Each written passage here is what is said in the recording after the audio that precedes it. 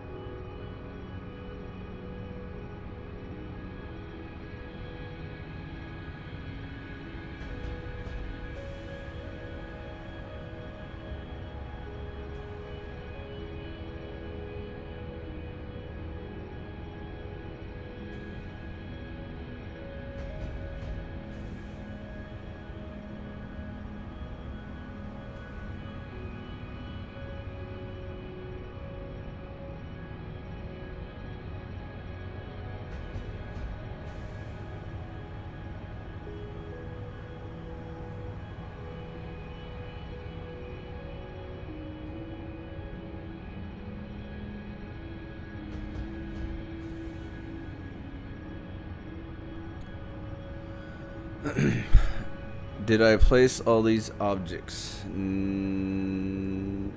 do you mean by these objects? And a mic check. Mic check. 1, 2, 3. This is the 1 foot away distance talking sound and my normal speaking voice. So if you mean by all of these circles on the map, these are radar signatures. So whenever you place a radar tower, it will automatically tell you how many nodes are in range. The factory and platforms. Yes, I placed all of the factory and platforms. So anything man-made you see in this world, I placed it. This world is completely natural when you arrive here, and so when you first arrive on the planet, there's nothing but trees and grass and dirt and mountains. So anything that looks like man-made, like factories, platforms, wires and poles, all that stuff, everything I've placed by hand myself. It might be hundreds of hours by now. If you go back through the playthrough list, you know, I think I'm up to like 20 something. I don't even know. I can't even remember what the number of this video was, and I just wrote it down. Yeah, so some videos last, you know, 2 hours, some last 6 hours. There's a couple of them that were just like, you know, 40 minutes or something like that, but I also quit naming them like, you know, 6.2, 7.2, because I was trying to keep like a consistent amount of playthroughs. You know, like each playthrough should be about 2 hours. So if I had like a super short one, I would just call it like, you know, playthrough 6, and then later on playthrough 6.2, you know, which was kind of silly now I look back on it. I don't do that anymore. Just every time I start a new stream, I just, whatever number it is what it is, and they're completely inconsistent. So some playthroughs are you know, 7 hours, some of them are 1 hour, and so it just depends on what mood I'm in while I'm playing, and outside interruptions, you know, just lots of random variables. The main variable being there is playtime in the menu. Play duration 85 hours 38 minutes. So there you go, there's the answer. King Philip, it's exactly 85 hours and 38 minutes and 13 seconds.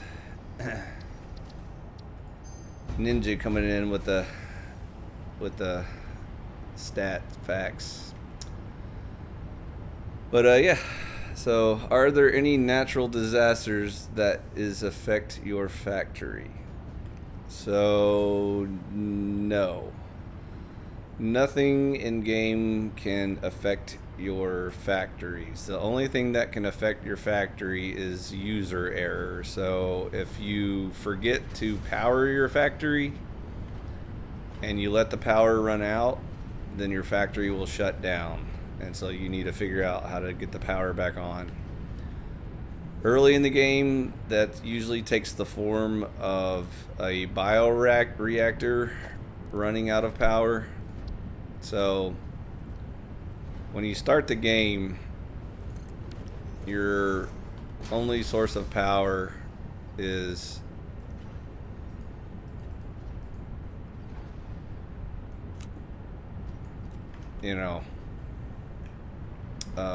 dumping woods and leaves into a biomass burner.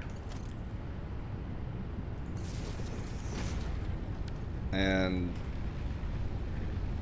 so if you don't constantly hand feed this, it'll burn out of fuel and then it shuts down.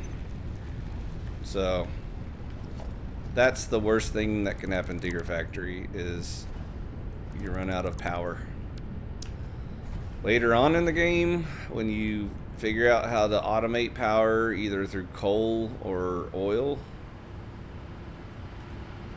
you pretty much set it and forget it. So as long as you make enough fuel, you'll never run out of fuel. And all of the nodes are infinite, so you don't ever have to check on them ever again once you balance the right amounts. So for example, if you're harvesting X amount of oil, like for example this machine right here harvests 1,350 meters cube per minute of crude oil. And so as long as this machine is running right here, as long as you give this machine 503.7 megawatts of power, it will run forever, and it'll constantly, you know, pump crude oil into your factory. And as long as all these machines are running and processing the oil eventually into fuel, so like here's the best example. This is probably going to be your starter oil factory, where you just take a refiner, you take your crude oil and convert it into fuel, and make sure you dump your resin. And as long as this machine is running with 30 megawatts of energy, it will always produce 40 per minute, or 4 cubic meters of fuel per cycle. And then you dump that fuel into a fuel generator, which produces electricity. So the cycle is complete. So as long as you keep your generators full of fuel, they will constantly produce however much power you set it at. And currently I have it maxed out at 375 megawatts for each one of these machines. And again, the resources are infinite, so the thing that you have to worry about is how many resources you can pull per minute. It's not about total quantity, but how many, your rate of production. So again, for example, that's why it gives you that cubic meters per minute. So for every minute in game, I can get this much oil out of the ground. And so, as long, you know, I can make a factory as big as I want as long as it doesn't go over that amount. So no, there's no collision. Even if you accidentally drop a nuke on your base, it doesn't hurt the machine at all. You can't break belts or pipes or anything.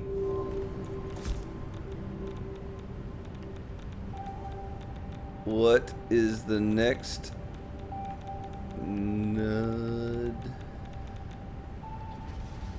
What is the next node to be collected? So hold on, let me. By the way, sometimes I have trouble reading chat because OBS is retarded and doesn't format the chat box correctly, and sometimes the emoji icon blocks the words and I can't see it. So if I don't respond immediately, I'm trying to wait for chat to clear up. So the next node collected is up to you. So for example, when I started this game, generally you want to pick a spot where you're kind of in the middle of a bunch of nodes. Definitely iron and copper, since that's the beginning of the game. There's definitely an order to this game. Like, you can't just start with oil or start with, you know, nuclear or anything like that. You have to like upgrade your technology to get to that level. So when you start the game at the very, very, very beginning, you have no technology and only access to like iron and copper materials. So this is where I started my game. I have YouTube up on my phone when streaming to read the YouTube chat better. What's good, Primal? I'll just, again, chilling, enjoying the good life. I don't know if, Primal, I don't know if you caught last night's Based Oracle stream, but a gentleman by the name of Leroy Gaines was on panel, and he is an oldie but goodie. And so when I've been talking to you about recently thinking about doing like a tribunal type show on my channel, that would be a perfect match. So not only me and yourself, but Leroy Gaines is like the third judge on a panel, would be the perfect blend of mostly religious topics, culture, politics, whatever. And so I'm going to see if I can get a hold of him and see if he's kind of be available for a while. He said he's been traveling and that he now has a little bit of free time for, you know, like maybe a month or two or something to do some YouTube streams or whatever. So I'll take what I can get. Anyways,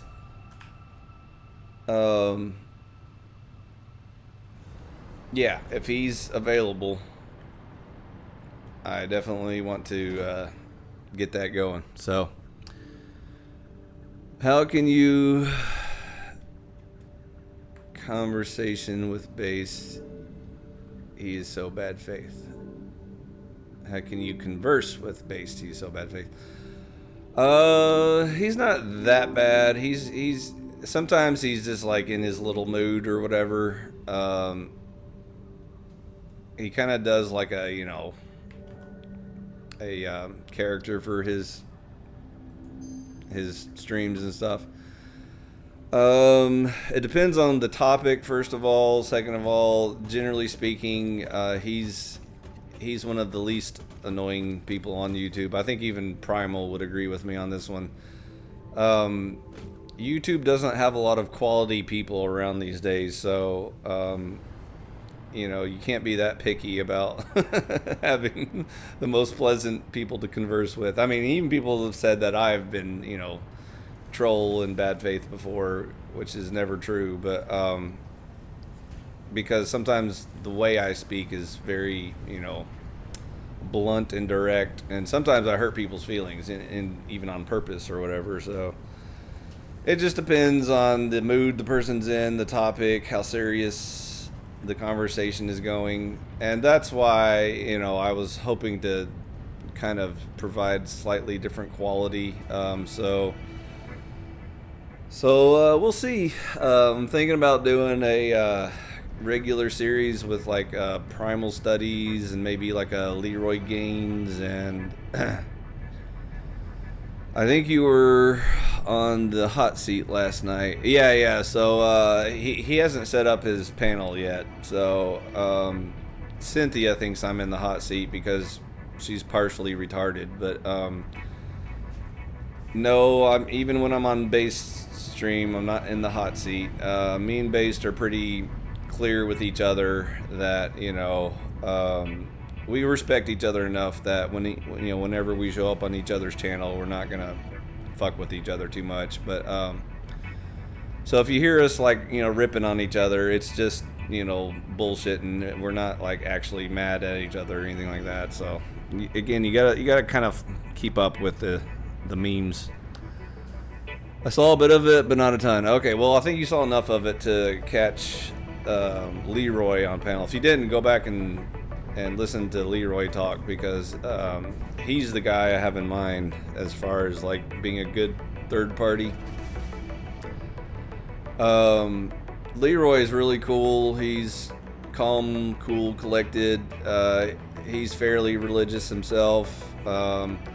He's not like a heavy debater type or anything like that. He's pretty chill and good for any whatever topic you have in mind. And so he definitely would be one of my top picks for, you know, the show I have in mind. So we'll see, dude. Again, I don't know how soon we can get this kicked off, or if, or when, or where, and how, but we'll figure it out eventually. But anyways, Brian, we'll just, you know, pencil me in for, like I said, maybe like once a week or something, I may try and catch you, see if you got, maybe just like an hour or two free time, and we'll go from there. Anyways, Leroy Gaines is my other pick if I have my choice. So I was trying to find kind of another third that's handy, and I haven't really found one yet. I was seeing if like Richard wants to do it. He's definitely a whole different tone of conversation. So you'll see. You may not like Richard, by the way, Primal. You'll have to see if you enjoy talking to him or not, because some people don't enjoy talking to him. So depends. Either way, we'll figure it out. Was that a based bit? Does he really think history written by men but influenced by women? Yeah, see, sometimes Based goes full retard, dude. Based is smart enough to know that most of history was patriarchy, but I think he was just doing like devil's advocate because, again, he has a monetized channel to run. So monetarily speaking, sometimes you may notice he kind of goes off on a random tangent about, women needing more credit and, ability to speak or whatever. I don't know. You'll have to ask him. Anyways, he's smart enough to know that, throughout most of human history, there was no debate. It was 99% patriarchies, and very rarely was there any sort of like equality system, and almost never was there like a matriarch system, which, like I said, the last time that happened was like in ancient China, because they went full retard, but that didn't last very long. So that's not, it wasn't long enough to like register as like a long period of time. It wasn't like a full dynasty or anything. It was just like one queen took over for a while and fucked everything up. So yeah, anyways, sometimes he goes full retard and you just have to deal with it. So I agree, it can get annoying at times. Felt like Simps and White Knights took your head off. Yeah, name. So that's the Panelverse drama. Welcome to the Panelverse retarded drama, where it just depends on who you're talking to that day, what bullshit drama they're gonna create in order to pretend like there's legitimate conversation to be had or something. I don't know. Yeah, the YouTube sphere can be tough to have good convos, and there it is, Primal. So don't worry, everyone in my audience. Me and Primal are gonna start fixing this pretty soon. So by the way, Primal's got a great channel. You should check his out. I've put his link. He's on my Discord, so if y'all haven't joined my Discord yet, hop on there for anyone who I might remotely recommend, but I definitely recommend Primal, and we may be doing some shows together here soon, so we'll see. That's why he's here. That's why Based is here. Speak of the devil, then he appears. So yeah, we might do a separate but similar type show on Base channel for like culture, politics, drama, blah blah blah. But the religion and the religious culture is probably going to be mostly on my channel most of the time. But we'll see. I don't know yet. The fates haven't aligned and the stars aren't in place yet, so we'll see what happens. By the way, Based, if you have Leroy Gaines' contact info, whether it's a Discord ID or an email address or whatever, can you shoot that to me, because I want to see if he's interested in doing some religious stuff. But I would appreciate it if you could do that for me. Primal Studies, yeah, I can almost always find 1 or 2 hours per week to do something. That's what I like to hear, Primal. That's all I need from you, is just some quality free time. I don't want to eat into your, family, personal business, real life stuff. Just whenever you're bored and you want to kill a couple hours on YouTube, that's what I'm looking for. And again, it doesn't even have to be like exactly 2 hours or exactly on XYZ day. It can be one week we just randomly pick a Wednesday, the next week we randomly pick a Thursday. It really doesn't matter. Like I said, just whatever fits your schedule, that sort of thing. Whenever I'm in the mood to talk about a certain topic, that's the main driving force. So yeah, stay tuned. We'll find out if and when stuff's gonna happen. And by the way, Based Oracle may jump in as well. So he prefers to do things on his channel, and he also prefers political, occasionally culture topics, and so I'm game for any of those. I'm pretty sure Primal's game for any of those as well. So we may just kind of hop back and forth from the genres of topic. So when we're in the religious mood, we may come over to Fi's channel. When we're in the culture wars mood, we may hop back over to Base's channel and do it that way. I don't know. We'll see. We'll figure it out. I'm already overanalyzing this shit. It'll flow naturally and organically.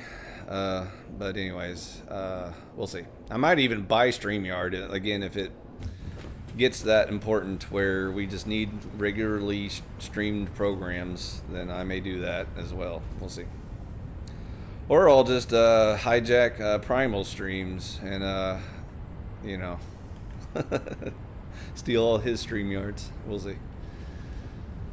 How much content do you think you have on religion? Oh, it's infinite, dude. Humans can fuck up anything infinitely. So even simple concepts, like I can take a simple concept like God is love, and humans can fuck that up infinitely forever. And so we could talk about that topic for the next 100 years, and humans still probably wouldn't figure it out. Even when you give humans the answers, they still can't figure it out. They're like, but these crayons are delicious. And so, you have to spend thousands of years trying to explain to humans what love is and how to do it. And so then you have all these organized religion debates and interpretation debates and feelings debates and all this other bullshit. And so that's why humans can't ever evolve and get anything done. So don't worry, your buddy Fi's here. I'm the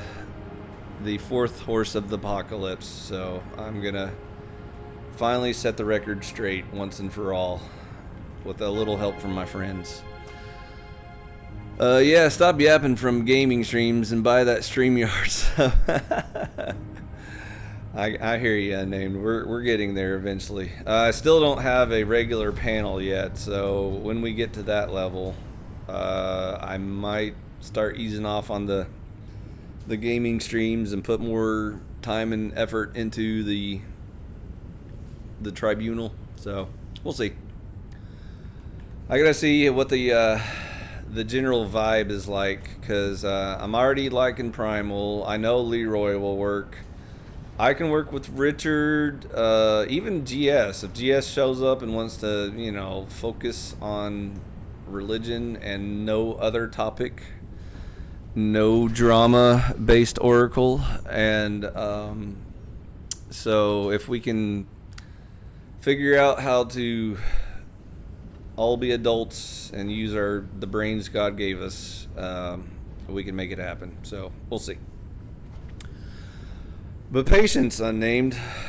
Good things come to those that wait. So patience is a virtue. So don't worry, it's coming. It's coming. And after all these years of bitching and moaning, Cynthia will finally get the tribunal she's been asking for. And we will lay down the law. You're sending mixed signals. You want consistency, but you don't want to stream consistently. No, King Philip. Again, the game streaming is background filler. It's the purpose of this channel is not for gamers, lols. It's for Fi's religion discussion panels. I don't want to do another lame-o Bible study Christian Minecraft server, and so that's not the purpose of this channel. I do want to leave the door open for newbies to, chime in and ask their questions and concerns or bring up a topic they want to hear discussed. That's what the hot seat is for. The tribunal will be judges that know what they're talking about and can consistently talk about a topic, in a focused and clear manner. It's coming soon. Don't worry. I'll figure it out, and when I figure it out, I'll let you know. I'll name the stream Fi's Tribunal, and then the topic of the day is X. And hopefully, the panel judges will be pretty regular folks that we all know and recognize, and we don't have to go through introductions for the 1,000th time every time some new person jumps on. And so, but it's probably going to be a dynamic process in which maybe one judge isn't always there. Like maybe Leroy starts traveling again and we don't hear from him for another year or two. And so we'll have to find a third person to fill that slot. And so it may be a Richard, it might be a, GS, a based Oracle. I don't know. It just depends on who's available that day, what they have to bring, the quality, the consistency, stuff like that. So there's no mixed signal there, Philip. I'm sorry that you were confused. 100% consistency on the religion streams. Consistent as in quality. The schedule may be, a little bit variable. Again, I'm not promising you it will always be at Wednesday at 6:45 p.m. sharp every week. Maybe it's, on a Tuesday one week, maybe it's on a Saturday the next week, and maybe it's an early morning stream. Sometimes it'll be super late night because, people are running errands all day and family trips and business working hours, and some people just want to come home, have their supper, chill out for a while, watch some TV, and then they feel like doing a stream. And so I don't know exactly what time will work for everyone, but anyways, I'll figure it out. That sounds like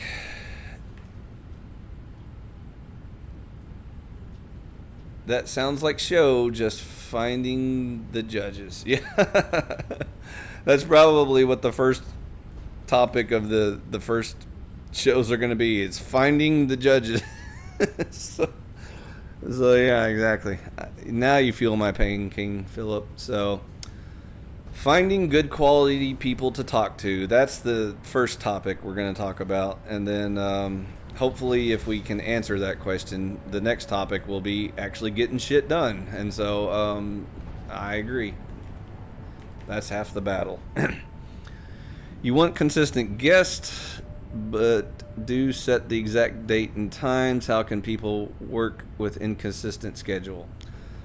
That's the problem, King Philip. Until we're talking about, a monetized channel that can justify the time and effort put into it, it's called for free. That's what you're getting for free. And so not only is it the whim of the host, me, and my channel, it's the whim of my regular guests. So even if Primal's like one of my regular judges, he may suddenly be like, hey, I'm not going to be available this week. I'm doing something else. And I'll be like, that's cool. It won't hurt my feelings. And even if my audience is like, oh, I was here at the regular scheduled bat time and on the right bat channel and you weren't here. And so that's why I'm saying I'm not promising that kind of consistency.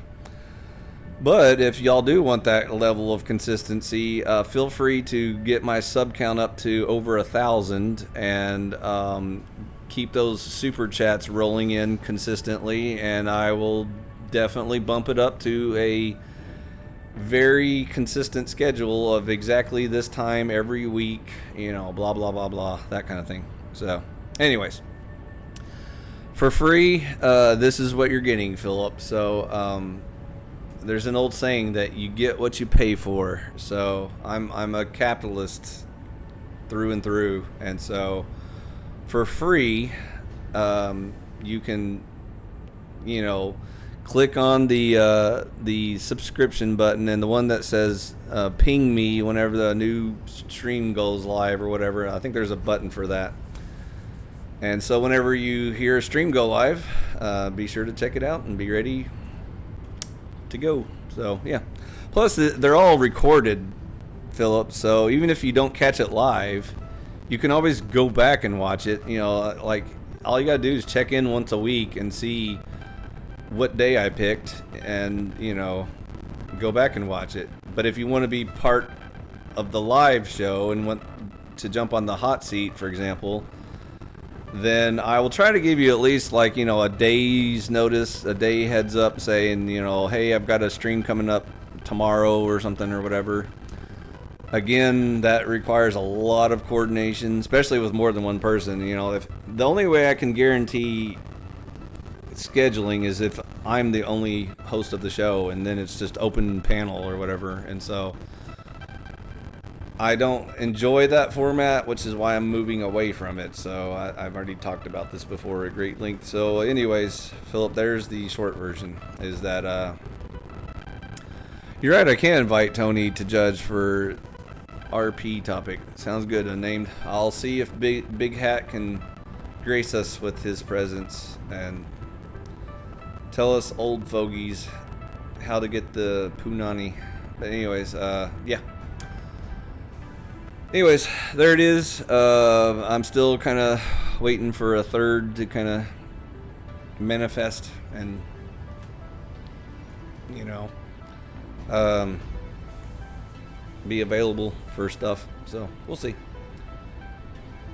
Anyways, until then, enjoy the video games and the background filler and whatever else I'm in the mood for that day, and whatever random panel I jump on. Like yesterday, I didn't even plan on jumping on Based's panel, but I did, and we had a pretty good little chat.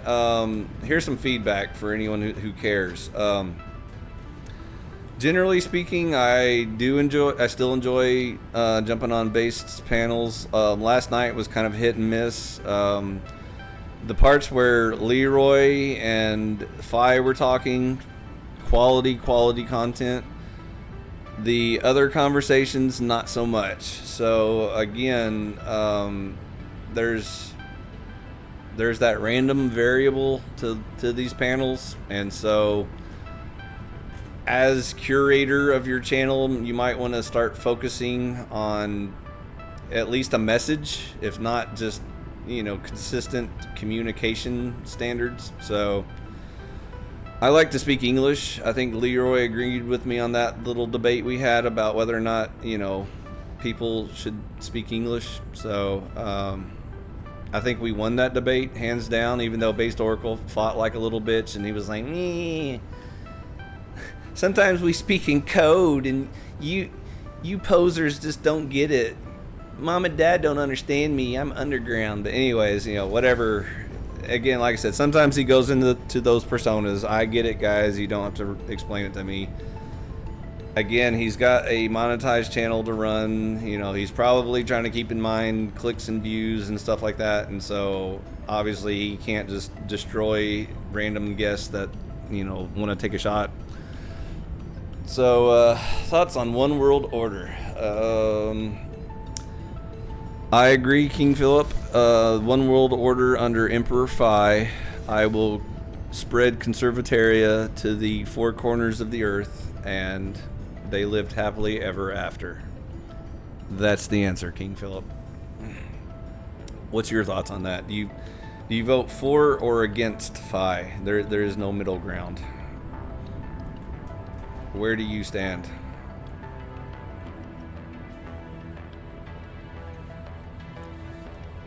Survey says.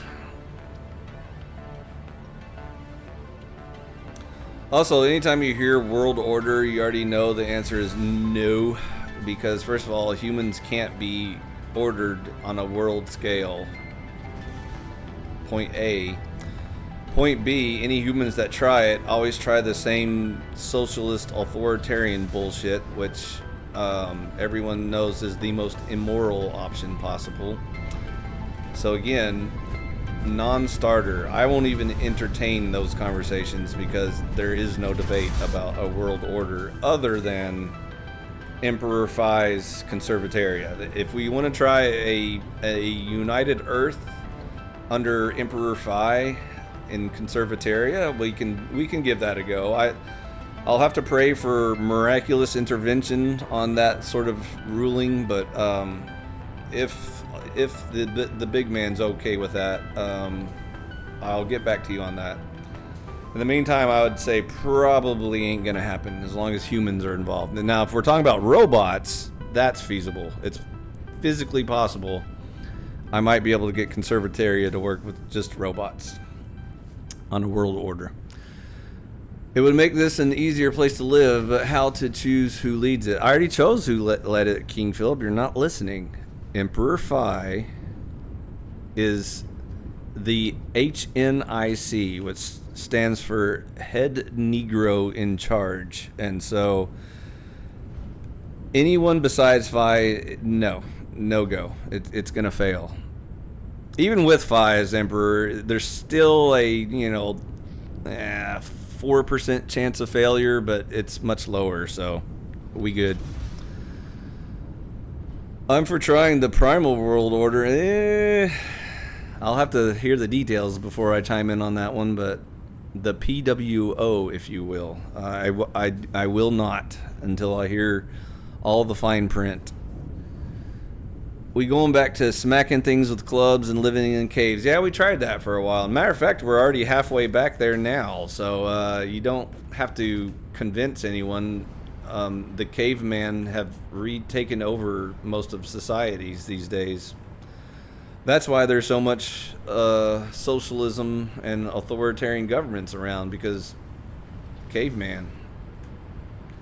If there were any intelligent people on this planet, we wouldn't even be debating whether or not socialism is a thing or that we need authoritarian governments, because intelligent human beings can fend for themselves. They don't need big daddy government to steal their money and to give it to the retards. That's not how you make life better. So, but again, if there was a single intelligent being on this planet, we could approach that topic, but I haven't heard any contenders for that debate yet. So we're going to start with religion, Primal. We'll work our way up to politics. One language, one currency, two religions. Be my choice. Two religions. King Philip, which two religions are you referring to? There's only one true religion. My club, bigger, I drag pretty woman back to my cave. Yeah. Ugh. My club for my woman. As long as there are enough women to go around, we don't need to club each other.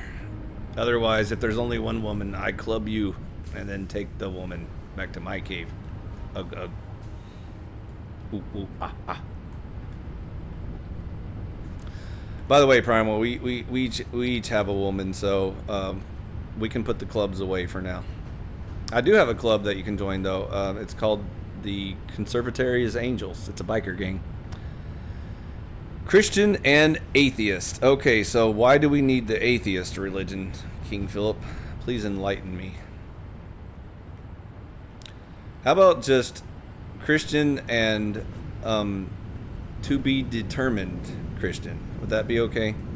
Because atheism is gay and it's very butthurt, and it leads people to believe that they own logic and reason and science, and they end up sounding super gay and retarded. And so I don't ever promote atheism as a religion. I know it's very, it's a passing fad. Everybody wants to be in the cool gang, but it's not that cool. It just sounds cool because you've been watching too many Big Bang Theory episodes and you think that,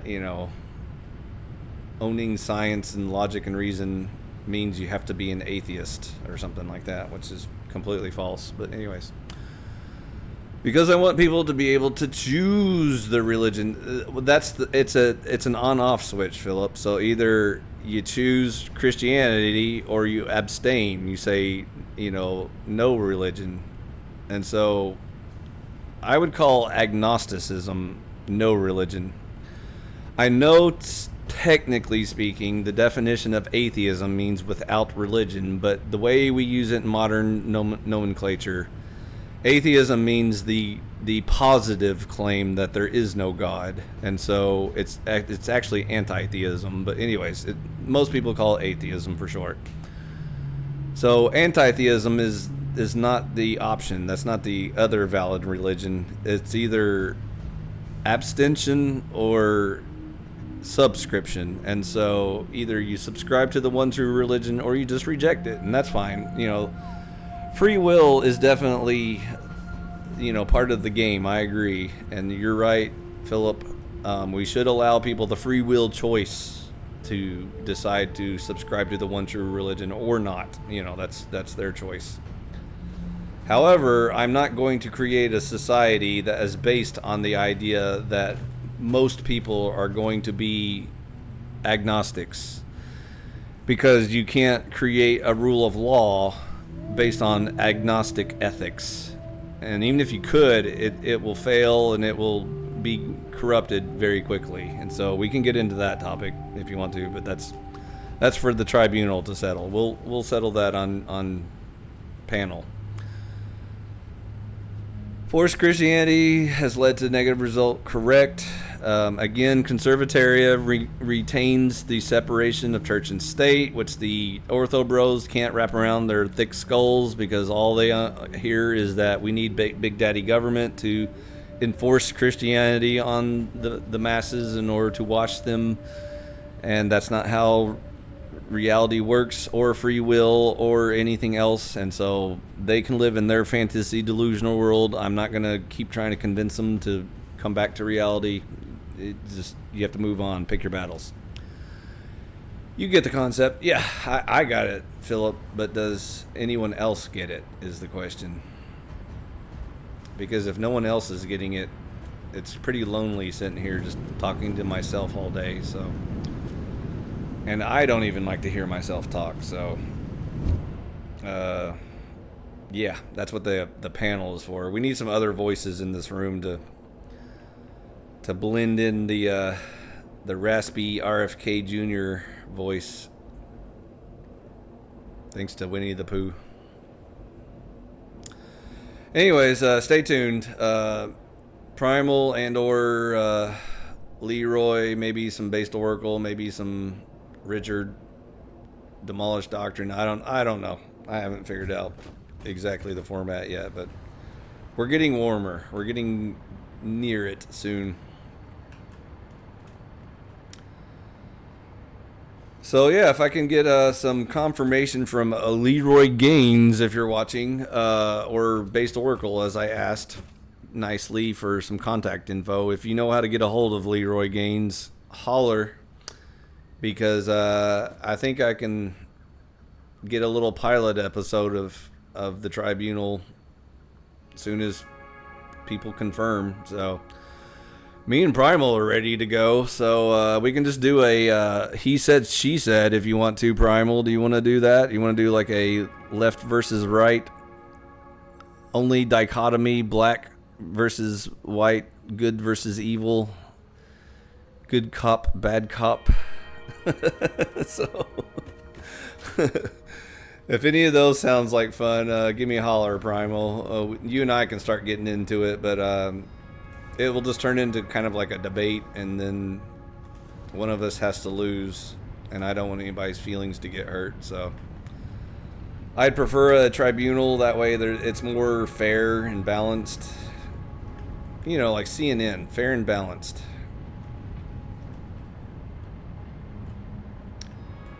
So one pro, one con, and a tiebreaker would be a good way to enter in these discussions without getting too passionate or angry about said topic. So,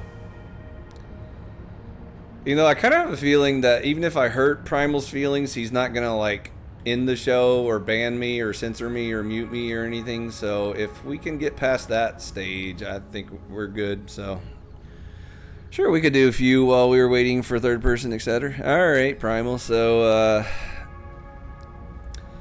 I've been thinking about just jumping on one of your... Do you have panels, or do you just do, like, talk shows where you podcast to your audience? Because I haven't watched enough of your content to get the big picture yet. But if you have, like, a day that you prefer to just do your panels or your open discussions... let me know when that is. Otherwise, I'm just going to randomly appear and be like, what are these feelings you speak of? Oh, we'll get there, Primal. Don't worry. I always get humans to invoke their feelings. I got feelings out of Based Oracle, so that should tell you how powerful the Phi is. But anyways, I understand it especially on the topic of religion, Primal. I guarantee I'm going to find some feelings in there somewhere. Just give it time. You do both. Okay, so if you have a preferred time for when you want the annoying visitor to show up and possibly derail and hijack your podcast, let me know, and we'll do that for filler time.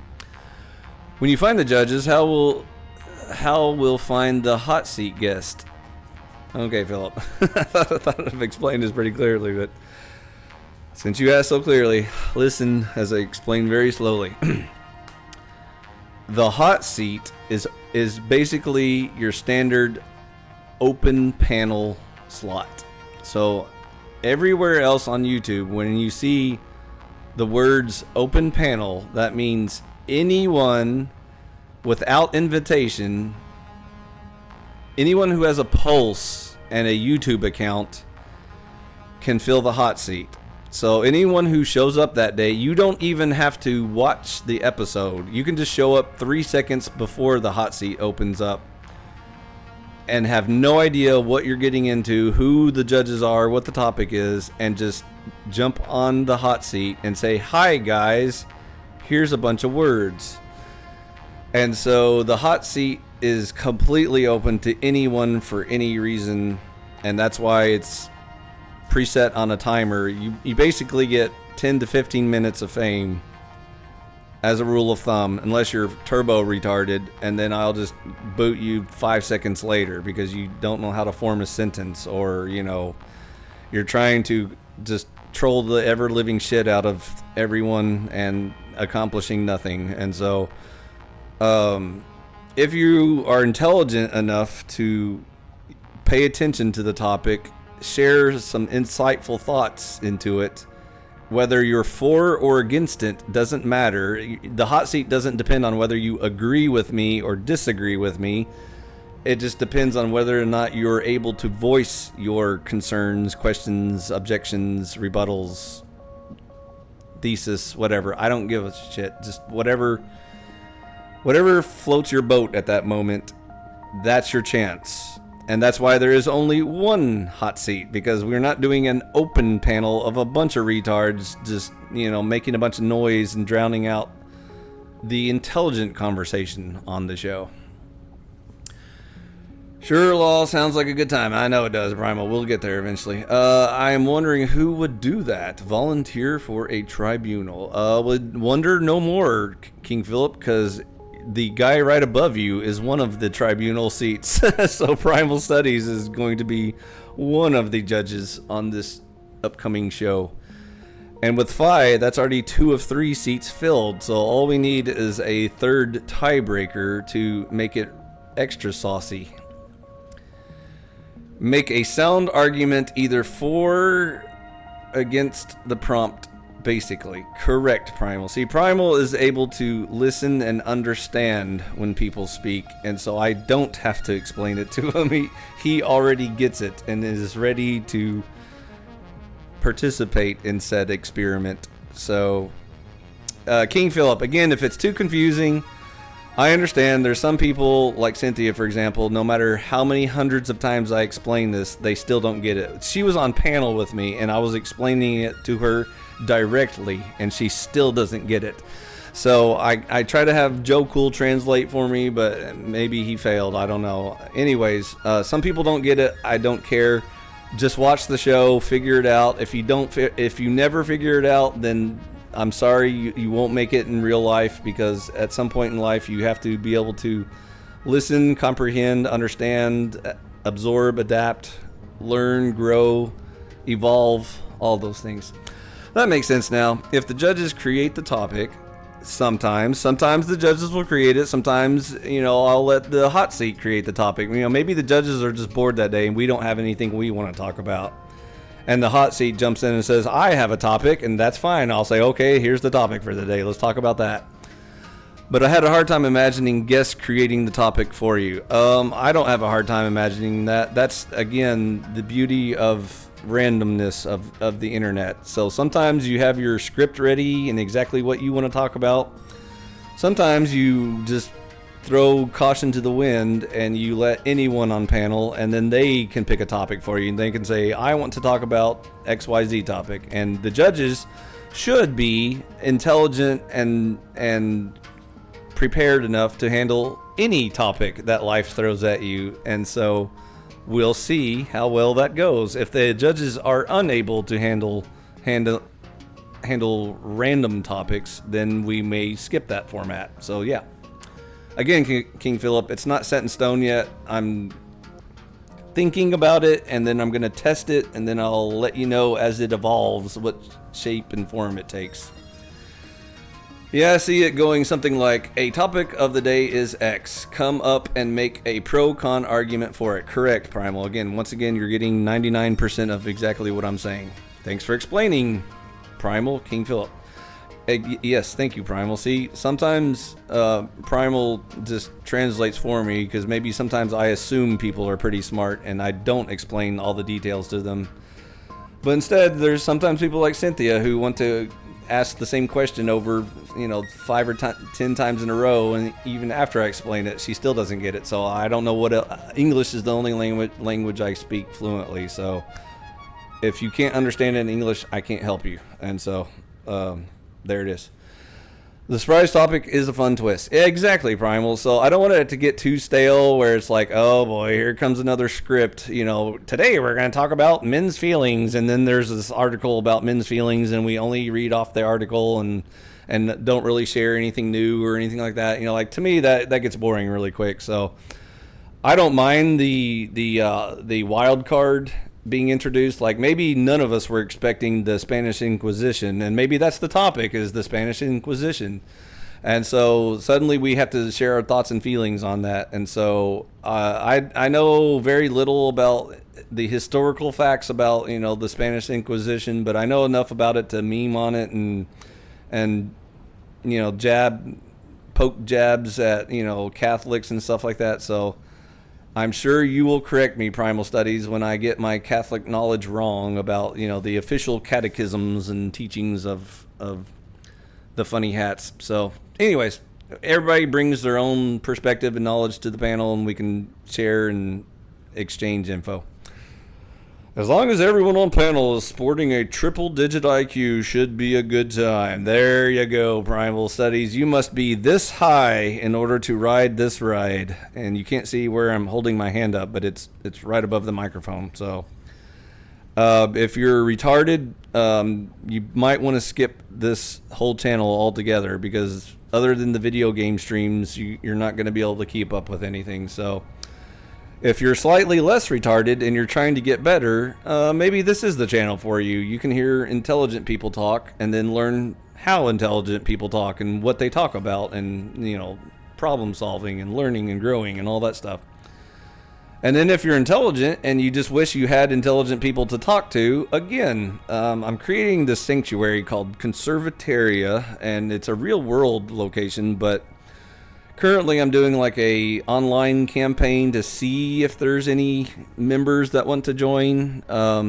Currently we're at the biker gang stage, and Primal Studies is working on a logo for us, a symbol, if you will, for our organization. And it better be badass, because if you can't convince them on the visual, you've already lost your audience, Primal. So I'm thinking sort of like a Decepticons logo with like, you know, primal, you know, edges and curves around it. Maybe some barbed wire with a skull, and I don't know, you know, not too much pirate, but a little bit of pirate and a little bit of don't step on Sneck, you know. I don't know. You're in charge. You are 100% in charge of creating the logo. So I'm putting iconography in your hands, good sir. So don't fail me. Every hold on. It's blocking my chat. Oh man, we're sure talking a lot for a video game channel. Ever read Curse of the High IQ? It was a fun read. No, I haven't, but I will look into that. I'll let you spoil it for me on our next panel, by the way, if you want to tell me all about the Curse of the High IQ. It sounds like I already know what the book is about, and I probably wrote a better book myself. It was called Join the Club, Welcome to Phi's World. But anyways, yeah, I think I've already read it, even though I've never heard of the book before. I probably already know what it says and can spoil it for you. Chat GPT for the image win, lol. No, don't let AI do it, Primal. AI will draw like 3 hands and like 6 fingers on each hand or something, and it'll fuck up the logo. So I want you to use your human tools to craft this logo for us. And so I trust you, Primal. Don't let me down. If you let me down, I may have to kick you off the panel forever. So, you know, your entire street cred is riding on this logo, so you better make it badass. And so just be sure it incorporates all the main thoughts. You know, you got the Christian morality, the capitalist economy, and the libertarian government. So if you can encapsulate all 3 of those ideas into a single image, just knock yourself out. And it has to be badass, too. It has to be more badass than, like, you know, the pirate flag or something like that, you know? Maybe I can get the Schwinn out of storage for the bike meetup. That's fine, Philip. Again, the bike doesn't matter. It's the core values that matter. So long as you agree that Emperor Phi is the HNIC for Conservataria, you're in the biker gang. So that's the only requirement. Thoughts on ChatGPT taking 80K jobs so far this year? I'm not worried about robots replacing humans, just like the machines didn't replace humans back during the Industrial Revolution. That's just more, you know, troglodyte, fear, uncertainty, and doubt. First of all, if an AI replaces you, maybe you're pretty retarded and you're not actually contributing anything to society to begin with. So maybe you should step up your game, humans, and outpace the talking toasters, because AI is pretty fucking stupid. I don't know if you guys have noticed, but if you go to my channel right now and click on my promo videos, if you go to the videos tab, not the live tab, live is where you hear me talking most of the time. The videos tab is pure AI bullshit. I just let AI make a bunch of videos on my channel. And if y'all don't think those things aren't super gay and pretty retarded, then you don't know what the difference between, you know, intelligence is and artificial intelligence, which, by the way, is not artificial intelligence. We'll get into that later, but just because you train your toaster to say words back to you doesn't constitute intelligence. And so humans don't understand that, you know, just because your parrot says words, it's not becoming sentient. And it's like, you know, the ability to learn language and free will and all that sort of stuff. And even though it is technically sentient, by the way, that's a whole nother separate debate, which humans can't follow. But again, we'll talk about all these details if you guys want to talk about these topics, but I don't feel like drumming up a debate right now while I'm floating around looking at video games. So, I'm supposed to be playing video games and I'm talking the whole time. You bastards. Anyways, Philip, Primal, If you guys want to get into something, holler at me. We'll get into it. I'm trying to turn my brain off right now, so I'll have to turn the brain back on if we want to talk about something interesting and important. But anyways, can I play the game and have a conversation? No, I cannot walk into bubblegum at the same time, because I usually end up choking on the bubblegum and, you know, stepping into a pothole or something like that. And so I used to be able to multitask when I was like a young whippersnapper, and I had that super hyperactive brain that could do 1,000 things at once, including getting an engineering degree while, you know, dating a woman and figuring out the one true religion and a whole bunch of other fun stuff. I did all kinds of crazy shit when I was young and dumb, but now that I'm old and wise, most of my brain power is focused on building a bunker in the woods and occasionally putting up with bullshit shenanigans from humans. You know, they're always like, meh, solve all my problems for me. And I'm like, okay, here's the answer. And then they don't listen, and they're like, meh, but I have drama and feelings. And I'm like, I don't give a fuck about your feelings or your couch. Fuck your couch. Buy a new one, you rich motherfucker. And so yeah, so if you want to engage Fi, there's a time and place for it. Video game streams are not it. So video game streams are just for Primal to swing by and say, hey bro, and if he says, hey Fi, I had something I want to talk to you about, and I'll be like, cool, what's on your mind? And then he can drag me over to some, you know, room where we can talk about shit. So right now I'm out of hours. We'll do it on Primal's channel for now. If there's enough content, I will eventually buy StreamYard and provide unlimited quality Fi channel content. We're not there yet. I don't even have like 500 subs, so fuck you guys. That's all I can say about that. Primal doesn't even have 500 subs yet, so fuck that shit. Everyone who's listening to my channel, go right now over to Primal Studies channel and subscribe to his channel. So I'm gonna put the link in chat. And by the way, that his link is on my Discord. So if you haven't joined my Discord yet, you need to get there and find out, you know, who to contact, when, why, and how, and stuff like that. So one more time, I'm gonna put the I should probably put that in my about thing. I'll put that in my about information on my channel. Thanks for reminding me. I'll do that so anyone can find it. But one more time real quick, let me just put it on this stream so I can show people what I'm talking about.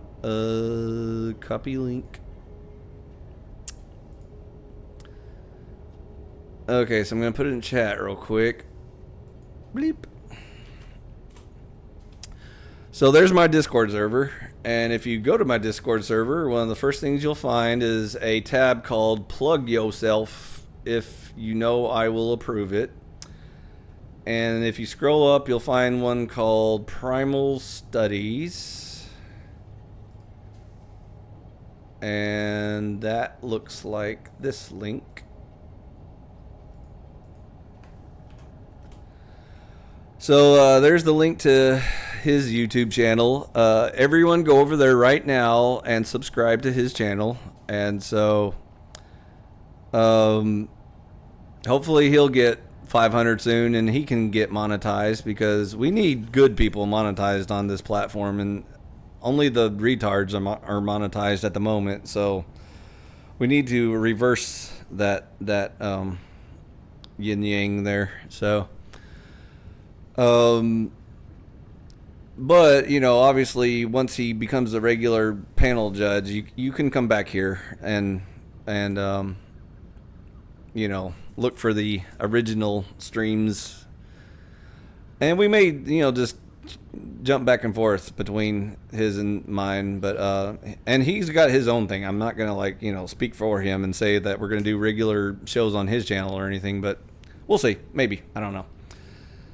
Anywho, So I really don't check Discord that often. I only use it as an instant messenger. So if I never respond to you on my Discord server, don't feel bad because I don't check Discord servers ever for really any reason. But we might.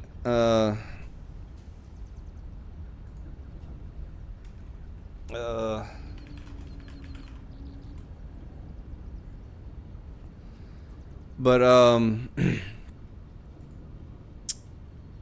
yeah, okay, so that's enough. Oh, one more thing, I need to update my, sorry I'm doing this on stream, but again, you guys reminded me, so I gotta do the things. Let me update my YouTube account to make sure my Discord server can be found there. View your channel. Where do you edit profile? YouTube Studio. How do you update your YouTube channel's about section?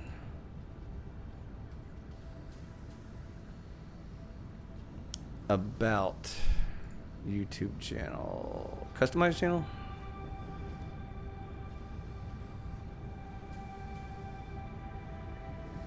Branding, basic info.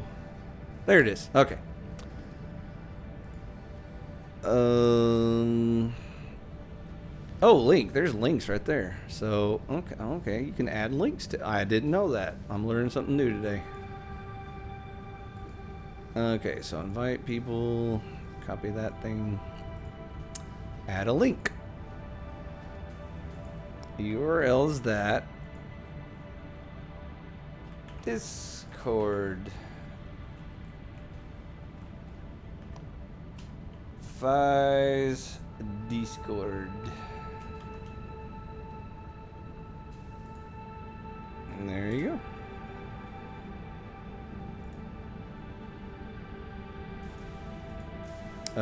Does it save it? Oh, publish. By the way, guys, I don't really social media, so that's pretty much the only link I have because I don't even do the standard ones like, you know, Facebook and Twitter and all that other bullshit. And I know I should be mirroring all my videos to like BitChute and Rumble and stuff like that, but I haven't put that much effort into it yet. I'll probably do that once I get monetized. So again, if you want content to be around for a while, do the things. And so yeah, that's good enough for me. Okay, sorry, I was completely ignoring everything while I was gone. Woohoo, find her someday. Yeah, it'll be there soon. Lols, these tiny channels. Yeah, Philip, we gotta start somewhere. Gonna hop, getting in a workout before I fly this afternoon. Cool, thanks for stopping by. If you go to the studio section, gotcha. Yeah, I eventually figured it out. Boomers eventually figure it out. We just gotta, you know, look at it 10 or 12 times and then we figure it out. Discord is for the really lonely people. That is so true, Philip. That is so true. Facts. Phillips with the facts. It is a lonely place because I used to go there for intelligent debates, and now it got taken over by the Transformers, and so I don't go back there anymore because they kept deleting my servers and banning me and muting me and censoring me and shadow banning me. So I was like, fuck y'all, I'm out of here. And so I don't Discord anymore for that very reason. But I do use it as an instant messenger every once in a while, so for whatever that's worth, good for it. I agree. The world is getting to be a lonely place, Philip. Conservatoria is a lonely place. There's only like 3 or 4 members as we speak, and that's not enough to like save civilization or anything. So, you know, we need something bigger than a biker gang. A biker gang's not gonna, you know, turn society around or anything like that. So if you care about the future of humanity, find your local chapter of Conservatoria and join. Do your part. We gotta fight the good fight, fellas. Come on. Help a Negro out.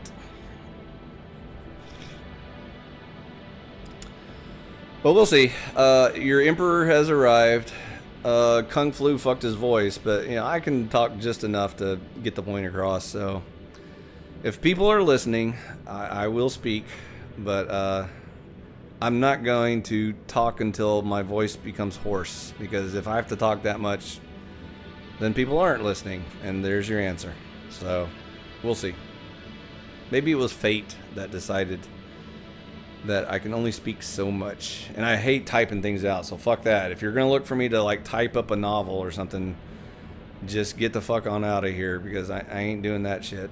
I might write a book one day. If anyone wants to edit, publish, and ghostwrite a book for me for free, give me a holler. I wouldn't mind writing a book about Conservataria.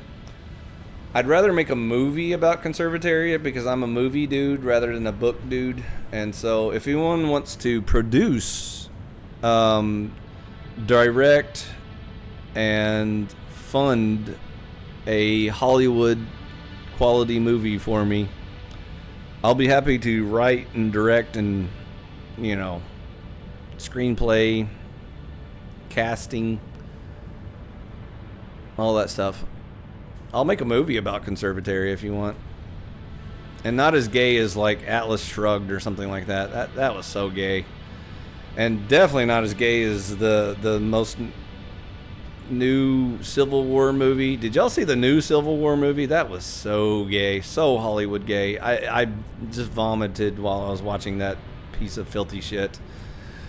But anyways, I would make a good movie about Atlas Shrugged with the modern take on the Civil War and all that stuff. And so yeah, if y'all want to see a movie about that, you're gonna have to super chat like you mean it, because we need like a $100 million budget for a Hollywood quality movie. I don't care who acts in it. I mean, we may get some A-list actors or something. I might get like Russell Crowe to be in it or something. I don't know, whatever. But the actor doesn't matter, just as long as they can act. That's, and they can read the script. Then that's the only thing you need in the movie. I don't even know who I would have in my movie. Who would play Fi? Definitely Brad Pitt, because I am a beautiful human being.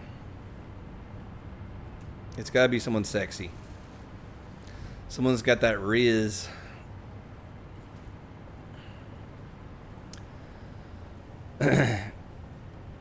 How do you think the Transformer got popular?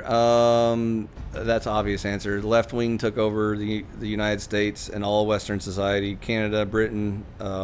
It's all about the alphabet gangs and the left wing. And the left wing currently is milking the tits of the trannies, and so that's why everything is run by trannies now.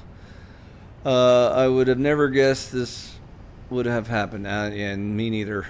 Actually, I did guess decades ago when I was warning everyone about the alphabet gangs taking over, because a long time ago the hot topic of debate was like gay marriage and stuff like that, and everyone was saying, oh, you prudish Christians, you always whine about people hurting your feelings. Who cares if gay people get married? It's not going to hurt society. And here we are now. The trannies run everything, so there you go, you got what you asked for. Did you about the super yacht sinking? Did you about the super yacht sinking? I don't know what that means. Do I know about the super yacht sinking? Which super yacht are you talking about? I don't know what you're talking about, so no to all of the above. Which super yacht? And no, I didn't hear about it sinking. And should we care? Like some billionaire is now out a few $1 million. Oh, too bad. Okay. I guess it wasn't such a super yacht after all, huh? If it sank. Now it's just a mediocre yacht at the bottom of the sea.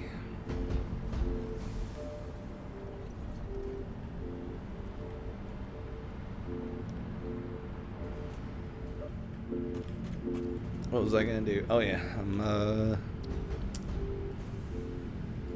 I'll let you call it, Philip. Do you want to see yet another oil outpost thrown up and maybe a radar along the way, or do you want to go ahead and watch me set up a oil lab to answer the final question of which oil recipe is the best? Which one do you want to see? I'm getting kind of wrapping up here with Satisfactory because there's really not much left to do and see and talk about. I might do the Dyson Sphere mod because that's the only mod that I thoroughly enjoy as far as oil lab. Here we go. That's the only mod I enjoy as far as like the final boss that the original game creators couldn't even think of, and so I still think when they release the final version of Satisfactory, it's still going to be pretty super gay, like the coffee cup or whatever. But anyways, we'll see. The Dyson Sphere mod, I can't think of the name of it. People who know the mods know what I'm talking about. The one, I think it's called like Satisfactory Plus or something. I can't remember. It's got the Dyson Sphere in it, and it's the final boss. And if you can build it and power it, it's like such a great feeling because it makes all of this work worth it. You know, like all the work you've done since the beginning of the game pays off in that Dyson Sphere. And so even though it's unlimited energy, which, you know, is kind of not the greatest thing because if you're pretty smart, you never really struggle with energy throughout the whole game anyway. And so, and this game may look kind of boring because I've only focused on energy so far, but I can create giant, you know, mega factories that produce things in insane rates. But once you get power knocked out, that's pretty much 90% of the game. You know, that's like, because then you just make the parts and finish the game and then you're done.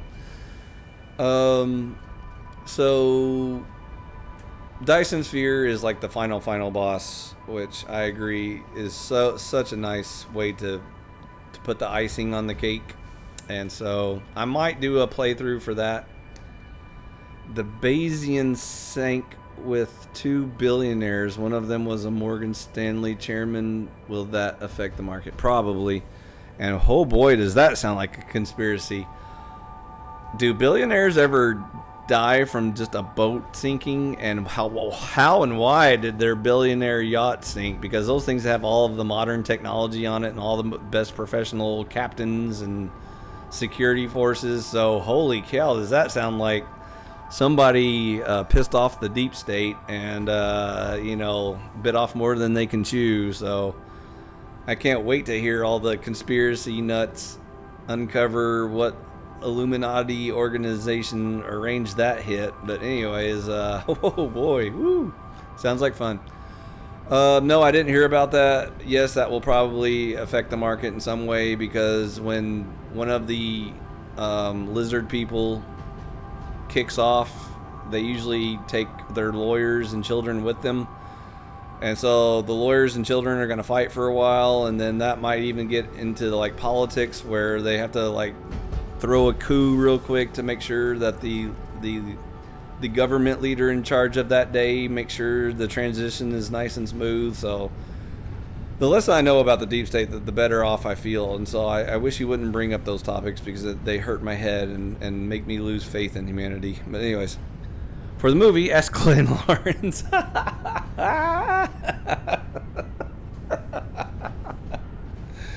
Oh man, I got a lol out of that there, Ninja. Touche, Ninja. Touche.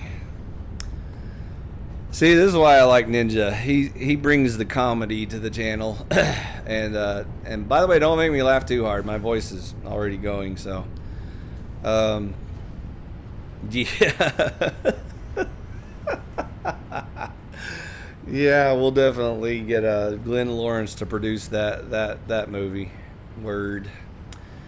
Crazy storm, and the captain is under manslaughter charges for not getting the boat ready for the storm. I still don't buy any of that, especially mega yachts. Again, they have life preservers, buoys, they can make an instant phone call to, you know, the Coast Guard and there's no way they don't have like global cell phones and shit like that that would instantly send out the SOS to the nearest Coast Guard, or just passing, you know, ship liner or something. You know, anyone who's making profit that day would have stopped by to pick up the $1 million bounty on some, you know, billionaire tard that whose boat sank or whatever. Don't buy it. That's the cover story, King Philip. So again, you got to learn how to read between the lines, and so it's physically possible they just died from natural causes or from a boat tipping over or whatever. I highly doubt it. But anyways, so we'll wait until all of the information came out. It sank in 6 to 15 minutes. No time to respond. I don't believe that either. Most modern boats are physically impossible to sink under 6 minutes or 6 to 15 minutes. It would have to been like a lightning strike that blew the ship in half or something like that, and I don't believe that either. It was 300 meters off the coast. Definitely don't believe that, you know, because if it was only 300 meters off the coast of any sort of city with a port or a Coast Guard or other billionaires or other private security forces, there is no way they died from a boat sinking in 6 minutes. 6 minutes. Think about that. No, I don't believe you. Total playtime 86 hours. Playtime 80 hours. Fi yapping 6 hours. Hey. Them is fighting words unnamed. What do you come here for? The quality video games or the quality yapping? Yeah, so if you don't want me to yap, then stop typing in chat, bitch. It's your own fault. Congratulations, you played yourself. If you want to watch the video game uninterrupted, then stop typing in chat. So if you want to talk, then just keep interrupting me. Yeah, so King Philip, more information to be uncovered on that story, especially if they were billionaires. Millionaires I could buy. They are just dumb enough and poor enough to actually die from their boat tipping over and 6 minutes later drowning, which, oh man, I need videotape of this in order for you to convince me it's real.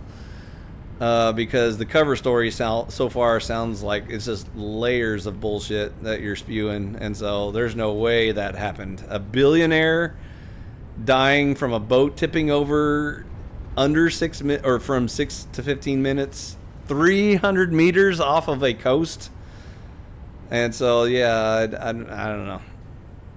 You got me. I am here for your voice. I knew it. Oh yeah, baby. I'm going to give you some of that loving. Can't get enough of your love. Welcome to the Barry White Hour. Yeah, I wish I could sing or talk for long periods of time, but sorry. That's why I video game, so I can give my voice a rest from time to time. So yeah.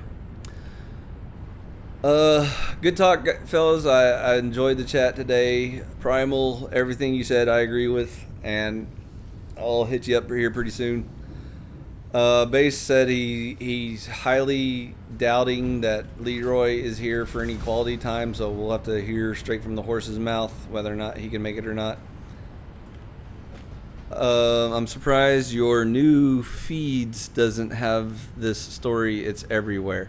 First of all, I don't read the news, so that's one way my IQ remains high, is filtering out the bullshit. And are there any good news sources anymore? I don't even know. Like, where does one go for actual journalism news? And so I don't think they exist anymore. Most of the news these days is bullshit I don't care about, like billionaires dying on their yachts or whatever. Or whatever bullshit propaganda the government is feeding you that day. Don't care about any of those topics. I am interested in the Fallout news, so when the nukes start flying, I would like at least a 30-minute heads up so I can get my affairs in order and stuff like that. But Other than that, when the Civil War kicks off, I don't think I need to wait for the news to tell me. I'll just listen for all the gunshots out in the street, and I'll be like, okay, well, here we go. But anyways, other than that, is there anything in the news that's going to change? Is Trump versus Kamala? Does any of that bullshit matter? Like, who's voting for Trump? Who's voting for Kamala? Which uniparty won? Does any of that stuff matter at all in the slightest? Do the endless wars matter? Do I care about, Ukraine and Russia going at it, or Hamas and Israel going at it, and the usual Zionist retards in America trying to convince everyone that we should care about either side? No, I don't care about any of those news. So, no news is good news. In the meantime, in the news, top story: Phi is building a oil factory in the imaginary world of Satisfactory, and so stay tuned, because this just in, breaking news: Primal Studies and Phi will be beginning tribunal soon with mystery third guest, Leroy Gaines, crossing my fingers. Maybe Richard, maybe Based Oracle, maybe GS. I don't know. I don't know yet. We'll see who shows up that day. That's all the news you guys need to know about. More in the news. The biker gang's name has been chosen. It's Conservatory as Angels. The logo is currently in development, and when that breaking news is announced, I will let y'all know when the official announcement of our logo is ready for our leather jackets. So, other than that, there's no news for Conservatoria. Utilities are up and running. The trees are producing oxygen.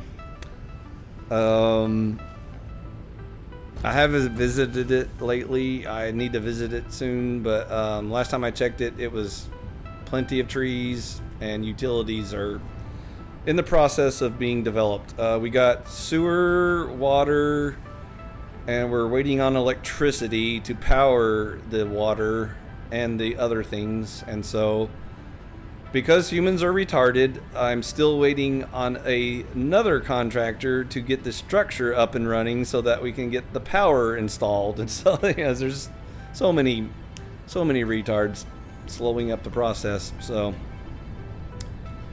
and surprise, surprise, it's always women that are holding up the process. Every time I ask why things are not getting done, a woman responds that, oh, well, we're thinking about it, we're talking about it, we're sharing our feelings on it, but we're not actually doing anything today. And I'm like, well, do y'all know how to do business? Do you know how business works? Do you know how to get shit done and stuff like that? And because whenever I talk to men, even if it takes 2 or 3 days to get shit done, eventually shit gets done. But for some reason, whenever women are involved, usually in corporate America, mind you,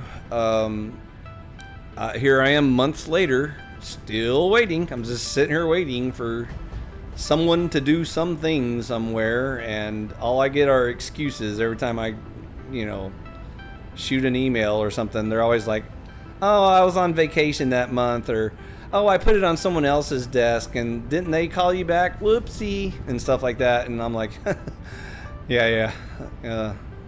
That's some quality work there, ladies. Keep up the good work. There's my chauvinist comment for the day, by the way. Feminazis, you're welcome. I'm not sure, but yesterday I noticed that one of your refineries was not overclocked to level 3. Yeah, don't worry about overclocking. If anything, I usually build factories to be underclocked, because that's usually the most efficient way to balance power and resources.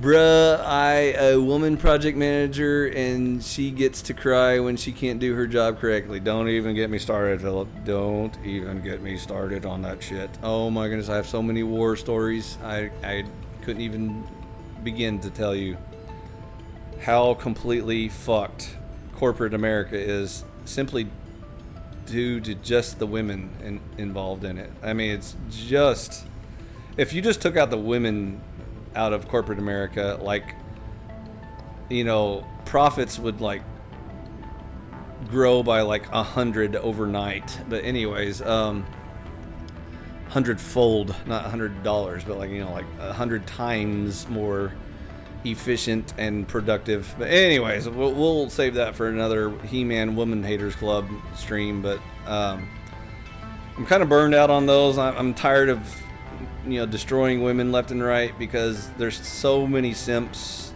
still in the mainstream that it's not worth the time and effort to listen to the men bitch about it. The men, in quotation marks, bitch about it. And so I'm good on that for a while. We're not going to do yet another, you know, men's hurt feelings stream on my channel. That's for all the other bitchy men's panels to talk about. Oh, the women are hurting me. They hurt my feelings.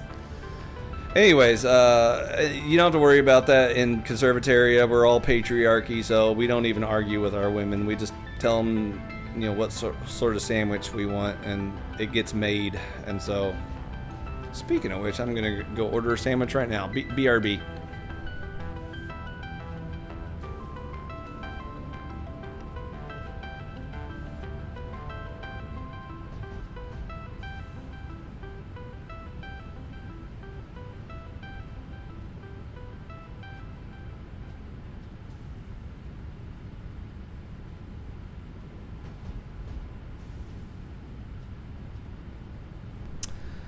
And I'm back. Okay. There's my patriarchy for the day. It's amazing, but if you're a real man, all you have to do is find the nearest woman and explain to her what sort of food you would like to consume, and then it just magically appears shortly after that. So, it's weird. Magic. And I don't have to, like, you know, go into feminist theory or anything with her or anything like that, or talk about her feelings or the equality of our relationship. You know, she doesn't tell me about how she is 50% equal with me in this house and stuff like that. You know, it was so weird. It's like I say things and shit gets done. And so I don't know what kind of title I would put on that system. I guess I could call it a patriarchy or something like that. I don't know. Since apparently no one's heard of the patriarchy in human history. They thought it was equal women all along, depending on whose stream you're on that day. So yeah, there's a right way to do things and a wrong way to do things. And so now we're talking about oil refineries. So let's figure out what is the best way to make oil into power. Okay. So the first thing you want to do is isolate your power grid. And so the best way to do that is...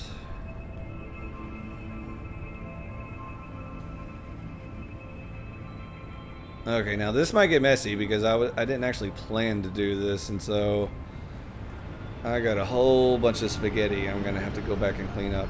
Now I'm going to have to weigh my options on whether or not I want to do this, because to do it proper, you really got to plan ahead of time and make sure you don't overlap a bunch of stuff, which I already did because I was sending excess parts. Well, shit. Yes for it, and now I'm going to have to decide whether or not it's worth the time and effort. Okay, this will be my final, like, you know, brain project. And see, I come here to turn my brain off, and now you're, like, asking me to think about it. Shit. Alright, so you have to isolate your power grid. You have to try one recipe at a time, check the power draw versus the resource demand, and then see what the final answer is. And there's a way to do it visually, just by setting up the grid and the factories, and then you just check the final, production versus output, yada yada. Obviously you can just do the math. By the way, if you Google it right now, I bet if you went on to Google right now and you asked Google, as of update 8 in Satisfactory, what is the most efficient use of oil to power? And some nerd out there probably spent all the time and energy doing the math equations to figure out exactly per meter cubed of crude oil, and including how much energy you need to process said oil, how much energy can be produced per cubic meter of oil. And so that's not exactly an easy answer. That's why the math nerds do the math, just so they don't have to do all this shit, isolate power grids and do all the different recipes and blah, blah, blah, blah, blah. The problem is you have to be able to also include into your math equation how much power your setup is requiring, which is a dynamic process, because the more oil you pump into the system, the more machines you need to process it, and so that's not a set number. It's not a just one variable number. That's why the math's complicated enough where most people don't know how to do the math to figure it out, and so it's not as simple as some people oversimplify the math equation, which is incorrect. Like if I just picked one variable and said,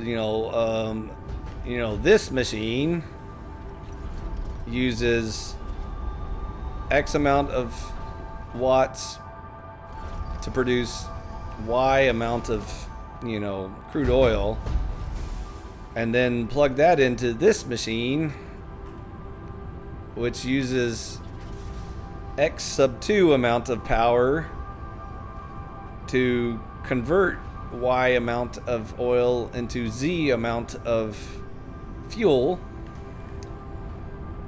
so on and so forth. And see, I'm already getting too math nerdy, but the math nerds know what I'm talking about. They know that, you can't just oversimplify the equation. It's not just, A plus B plus C equals D. It's not that easy. It's like, you've already got X sub 1, X sub 2, Y, Z, and then even P power over here is the final product, and that requires a conversion rate of, Z amount of fuel being produced from that first equation you made, and then calculating that. And so, too much math. That's way too much math. Someone probably figured out, there's probably some, math nerd engineer out there that actually did the actual math to figure out what the real answer is.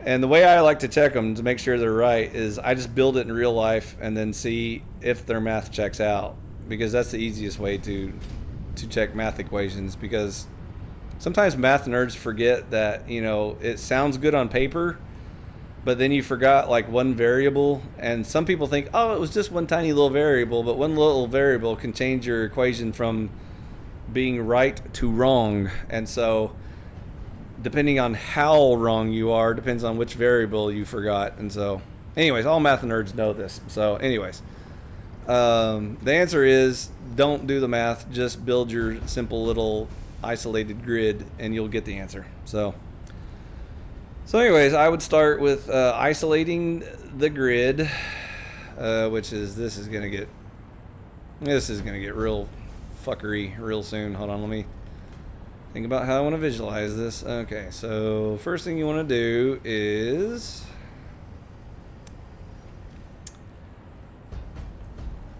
bring down the panels.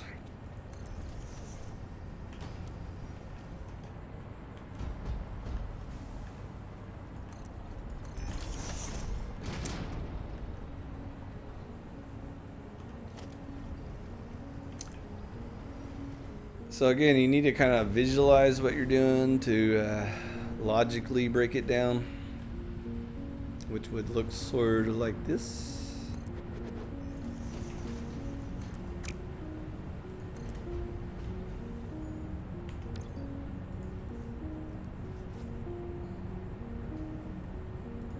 And I'm gonna talk less while I'm doing this because now I'm thinking about what I'm doing. So if it sounds like I'm not describing everything, that's why. Okay.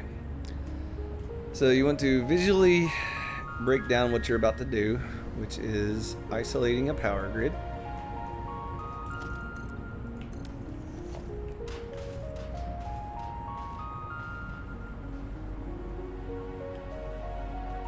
And I got all kinds of overlap going on, so the first thing I'm going to need to do is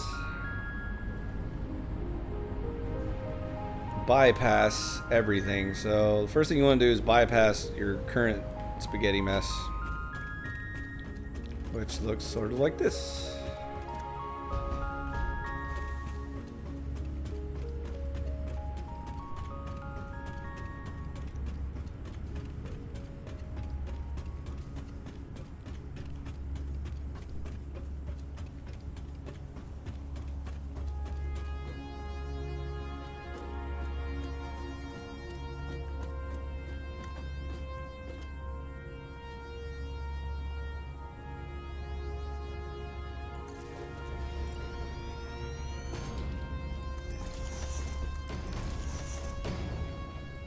Okay, so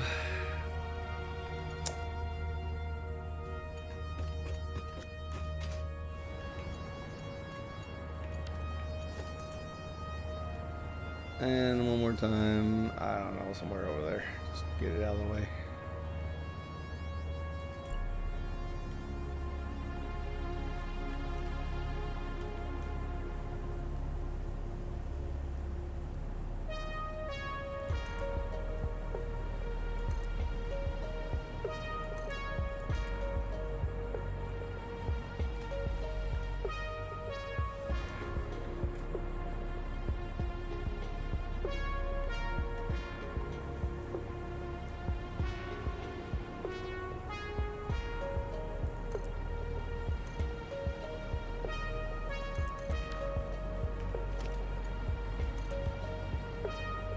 Okay, that's good enough.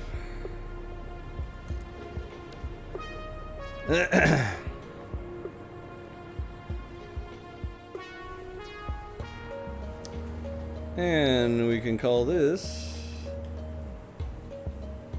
the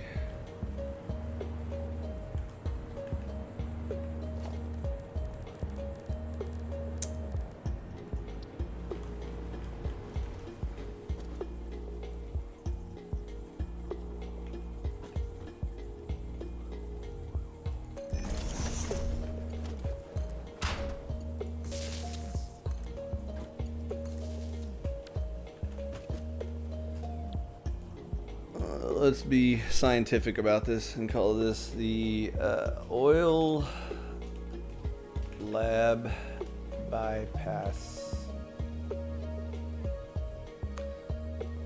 Let's call it C for central, just for giggles.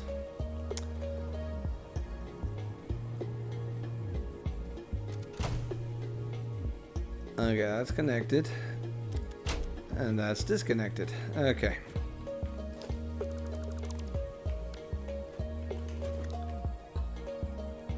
Okay, so I just killed a whole shitload of power.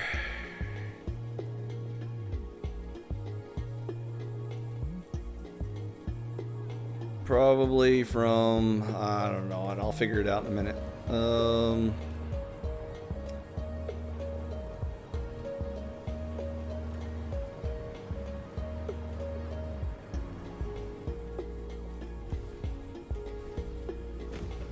Let's see what I killed. Oh, I definitely just isolated a whole bunch of stuff over here, so I'm already getting warmer. That was probably most of it right there. What else do I want to bypass? Oh yeah, over here. I gotta Go kill these connections, because these go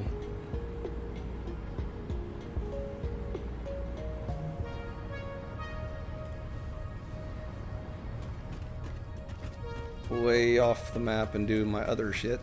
So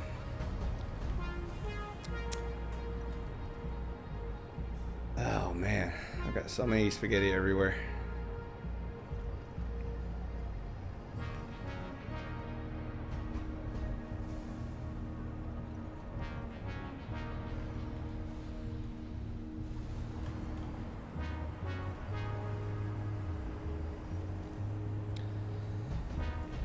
Okay, so let me think about what I'm doing.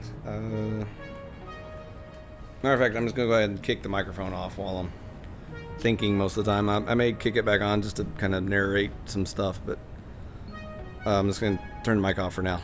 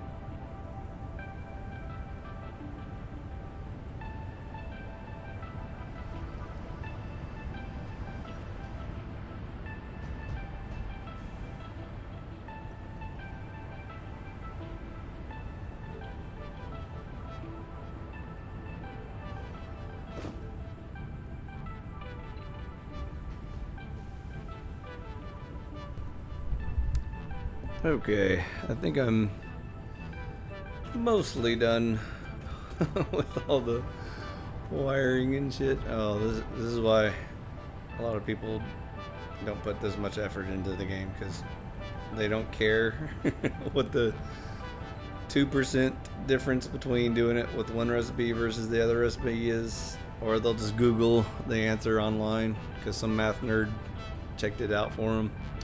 But if you do have the time and patience, but you're not smart enough to do the math, this is how you do it.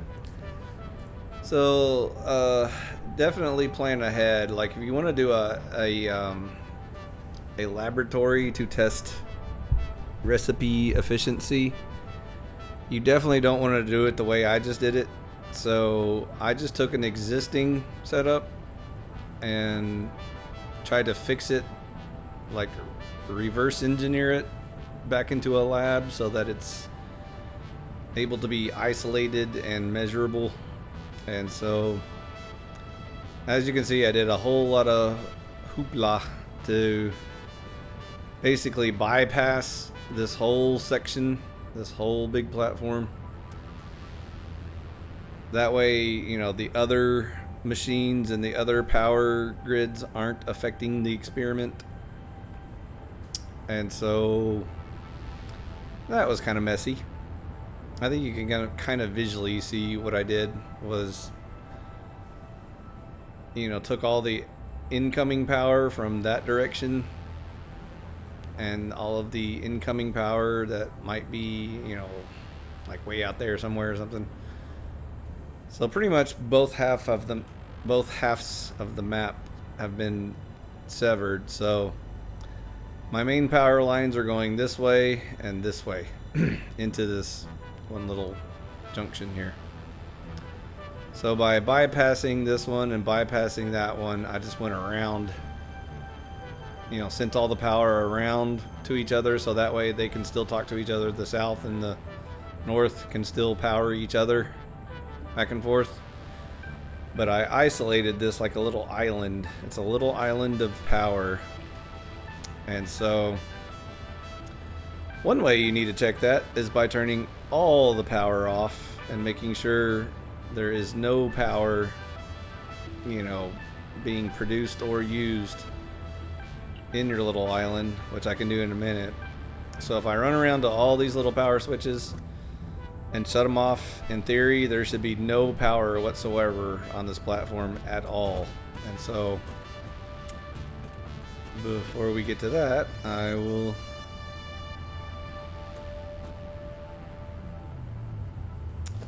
make sure I can get up and down. Because with no power, the hover pack doesn't work anymore. And so definitely make sure you can get back if you need to, including these little goofy steps.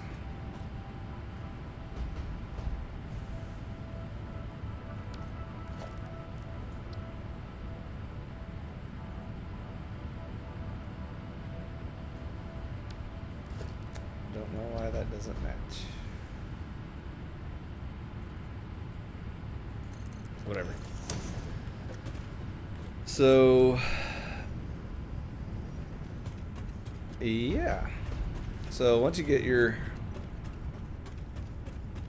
power isolated, then you're ready to start running your experiments. Though before I do that, I'm going to take a food break. So I will be back after I eat, and then I will continue this tutorial on how to create a lab in order to test recipe efficiency. So I'll be right back in a minute. Food break.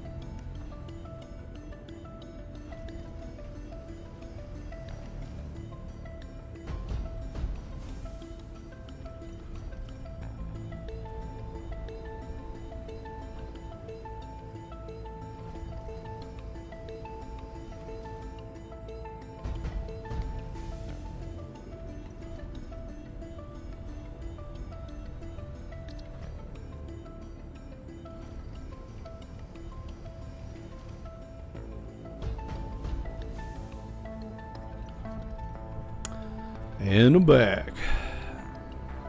Got fueled up, so now I'm ready to game up a little bit more.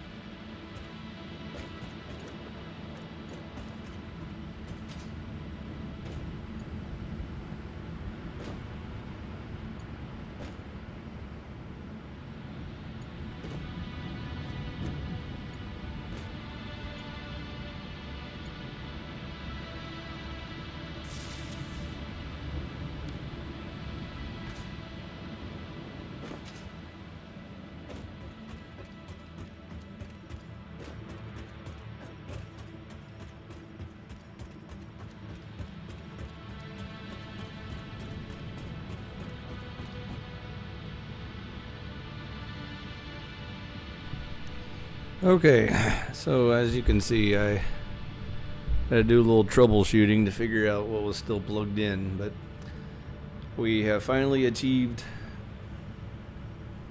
0 consumption production, so that means everything's cut.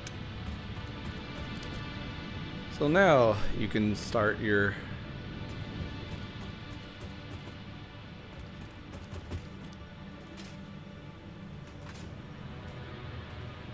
experiment to see which systems work best. So the first thing you want to do is kick on your oil, and actually before you do that you probably want to check and make sure you don't have it like jacked up or whatever, because all you're gonna need is like, you know,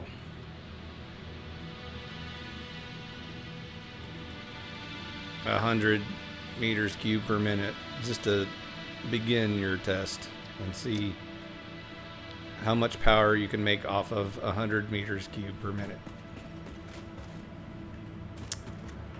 And so you can switch that on.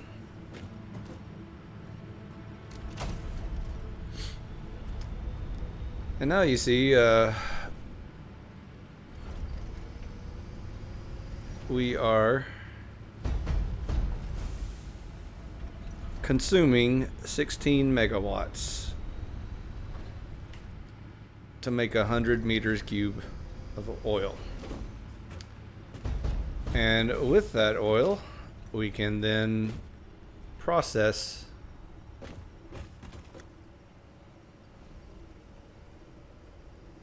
up to 100 meters cubed per minute. But we're only going to be using 60 for this first test.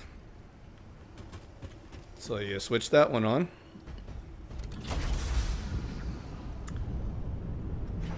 And now we are consuming 46 megawatts.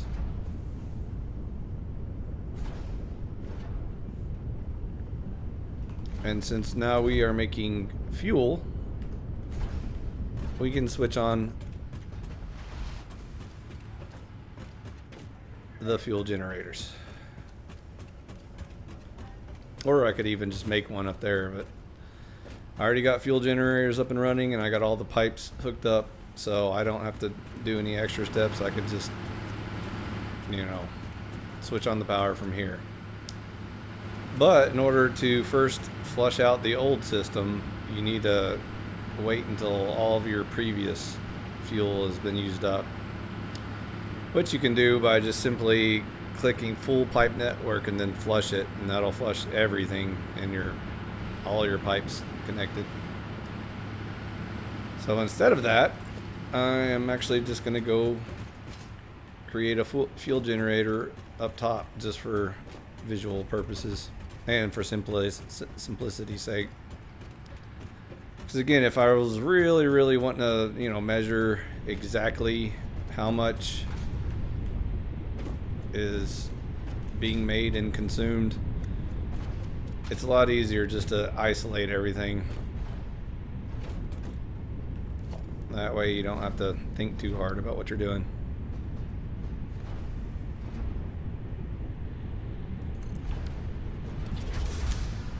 So again, this machine is making 40 fuel per minute. So this will only consume, like, I don't know, I can't remember.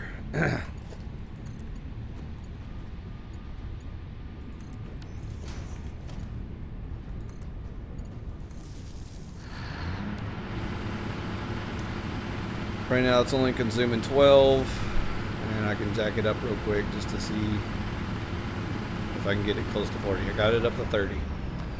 So obviously I'm going to need two machines.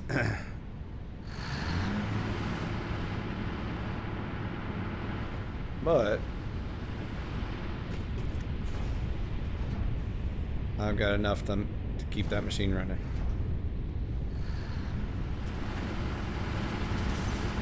Sometimes it helps just to let the fuel build up for a little bit. That way it just runs smoothly.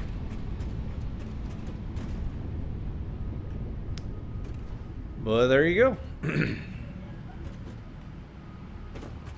And again, you can see my batteries are going nuts because I'm consuming more energy than I'm producing. So that's one visual way to know your factory is not working. If you're burning battery juice, you haven't solved your power problem yet, and you're working on borrowed time. So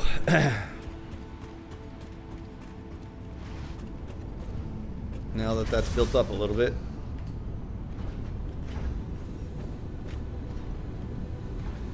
oh, I forgot that. I forgot to disconnect this pipe. Yep, you gotta disconnect your discharge pipe. So I'll reconnect that when I'm done with the experiment. But now it should be producing plenty of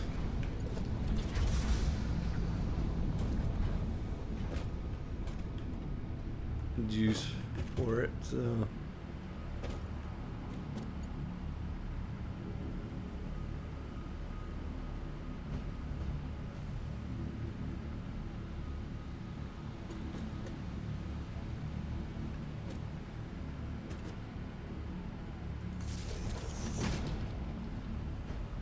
and since we're now going to need to burn the resin, you either have to process it or scrap it.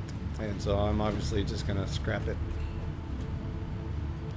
But that is another power source you have to take into account in order to run a non-stop system. So now we can see.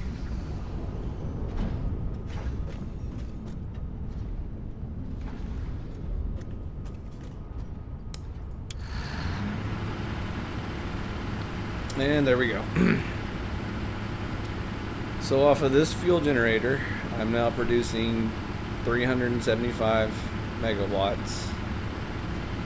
And on this tiny isolated grid, I'm only going to consume a total of 76, even though I'm only burning 46 to 76 at a time, just depending on which machines are running. And there's your answer. So your answer is burning 60 meters cubed of crude oil per minute. You can make 40 meters cubed of fuel per minute, and you can make at least 375 megawatts, even though I still have an extra 10 meters cubed per minute to burn. So I could even add another fuel generator and burn up to 40. So let me just go ahead and illustrate that real quick. I can see what I'm doing. Oh, I can probably turn my hover pack back on now, because jetpacks are good for when you have no power. But now that I have power, I can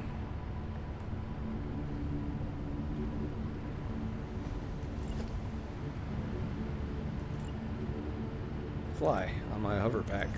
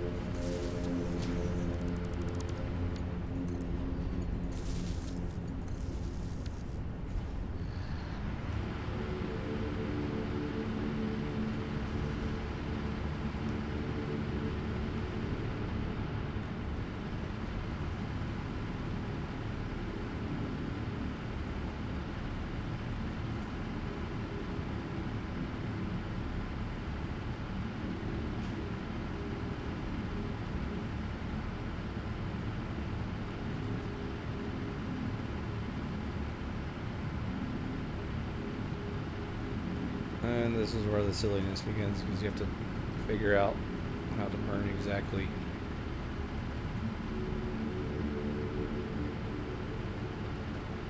I'm probably just going to leave it at 170. Or how about 169? Nice. Ah, shoot, still can't get it. Is 168 the magic number? 167?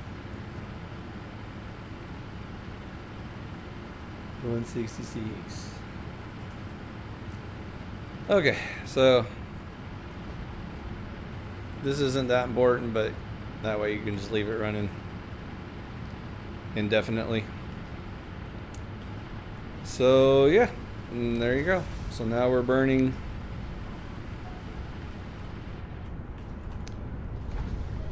We're burning 60 oil per minute to make 40 fuel per minute, which produces a total of 498 megawatts. So that's the first math you can do. You can say per unit of crude oil, how much power are we going to get out of this setup?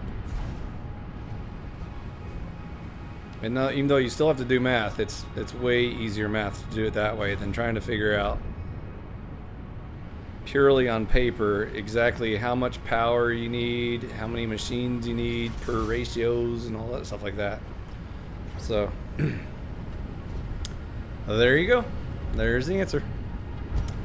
Is just build your little laboratory, test it out, and see if it works. So now I can just leave this little setup running indefinitely, and I even have some power to burn. You know, right now I'm using my hover pack, which burns like 100 megawatts every time I get near a power pole. So, not only am I charging my batteries, I even have energy to burn, and so I can fly around on my hover pack and even add other machines and so on and so forth. And see, I just visually confirmed it right now.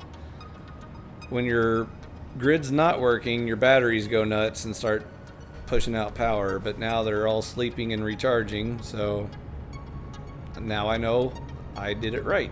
I did the power production more than power consumption. And I know exactly how much I'm producing and consuming. Because again, you just check any of your connected power poles and it tells you that those two generators hooked up are making 498.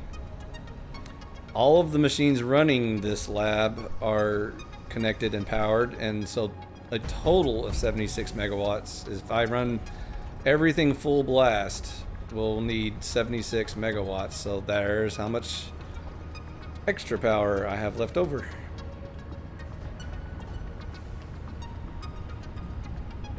And again, all of this is being powered off of one machine, two machines, and a generator. These two generators are powering this machine and this machine, and of course the grinding machine, because you got to get rid of the resin somehow. Either store it forever or instantly grind it. So I usually just grind surplus supplies so I don't get any machines backed up, and that's it.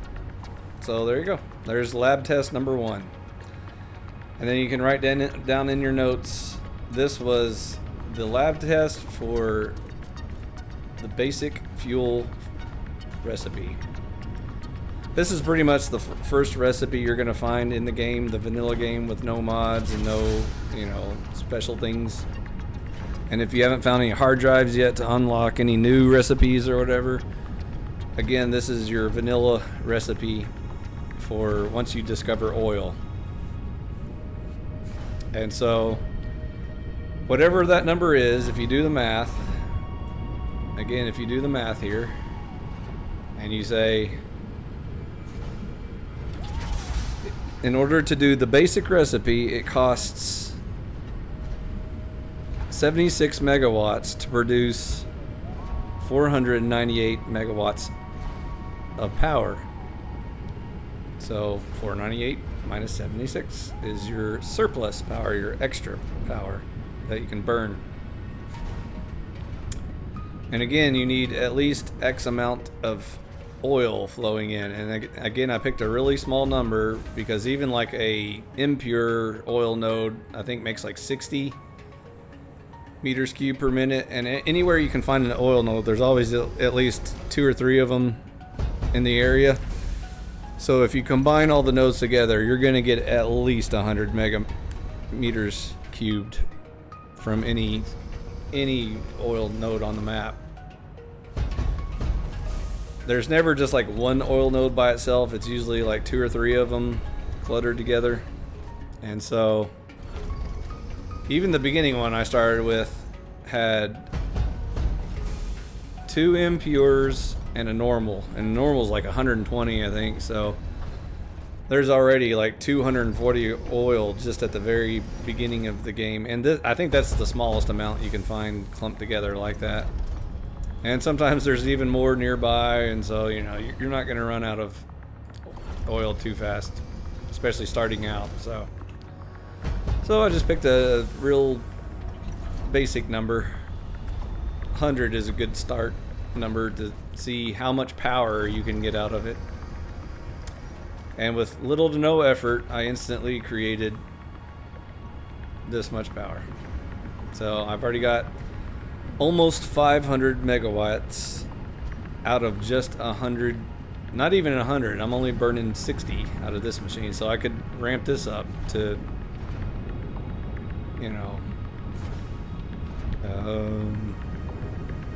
whatever, like 100 oil per minute, and it would make even more fuel, which I could even get even more power out of. And so that's part of the name of the game, is maxing out all of your resources, but doing it the most efficient way is the real challenge of this game, because you can waste a lot of materials and still, be good enough to run your factory or whatever.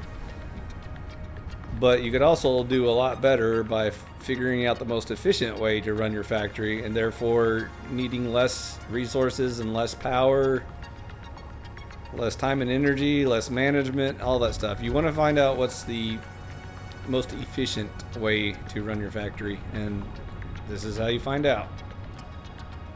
Okay, so there's that, and then again, you can just turn stuff off when you're ready to try another experiment. So there goes the batteries again, and they're like saying, oh, you failed the power test, so now we're gonna need to find some power real quick, which we can do in the form of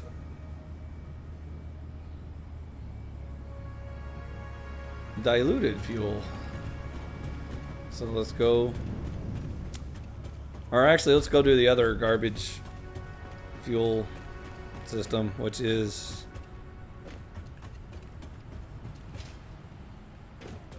taking heavy oil and then converting it into fuel. So in order to do that, you're gonna have to turn on your residual fuel recipe and your heavy oil. So now we're already getting back into multiple sources.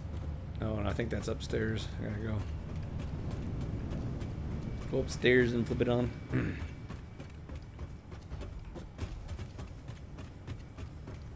So you're gonna need heavy oil and a heavy oil recipe to convert it into fuel. And you may think, well, this sounds like lots of extra steps, and now we're burning, lots of extra power. And so wouldn't it be just more efficient just to do the one machine processing it into power? And it's never that easy, because it's quite possible that even though you're adding an extra step, you're first converting it into heavy oil and then converting it into fuel, that might actually produce more energy depending on the conversion ratio. And so once again, you can either do the math and figure it out, or you can just build it and run it and see how it works. And so I don't have a isolated, burner for that either, so I'll have to create one real quick just for illustration. It's going to be the same as the other one, where you're making, X amount of fuel.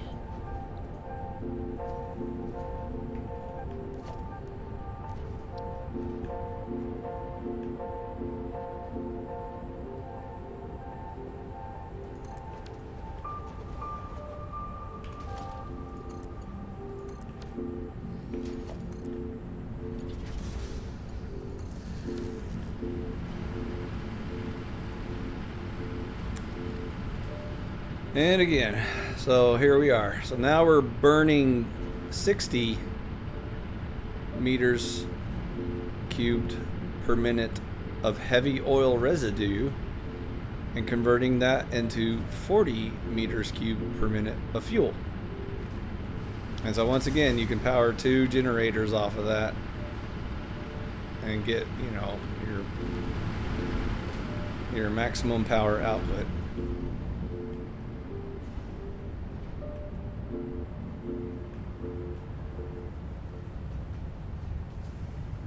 And so once again, you just check your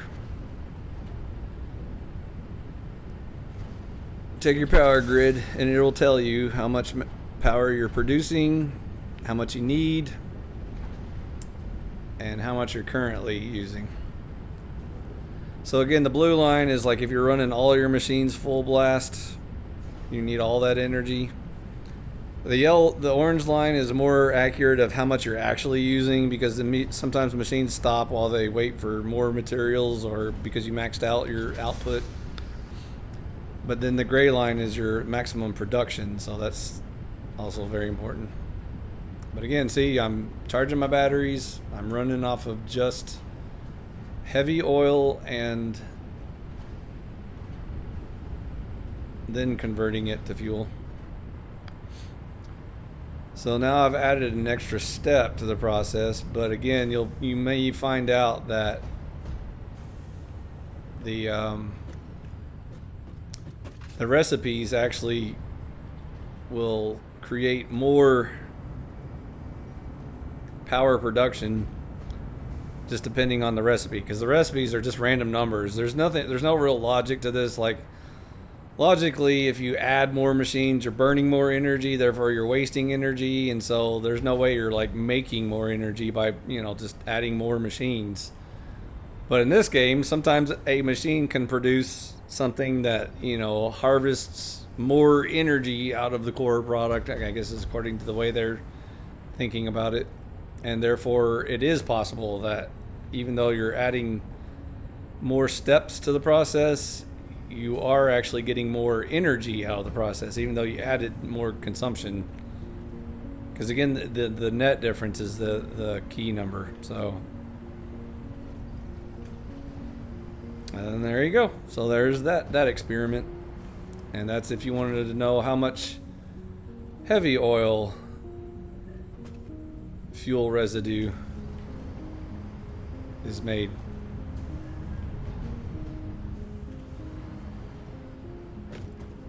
And so that's why I labeled this one residual fuel processing, because we're using the residual fuel recipe to make fuel.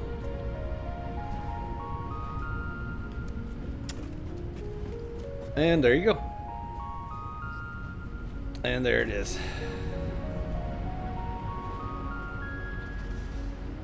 And like I said, that'll just run forever, because you're never going to run out of oil, you're never going to run out of heavy oil, and you're never going to run out of fuel. And as long as you don't burn it faster than you're making it. See, I'm only burning 30, but I'm making 40. So this setup will never shut down. It'll always run that much power. And there you go. So that's how you make an oil lab. And then, like I said, I showed you how to isolate everything, and it helps to properly label each one of your little sections. Like this one's called turbo heavy. So that recipe is to take heavy oil and turn it into turbo fuel. So if you want to know what that number is, you just turn on these machines, including all your ingredients. So for example, on this one, you need compacted coal. So I would have to run over there and turn on my compacted coal in order to keep that lab running. So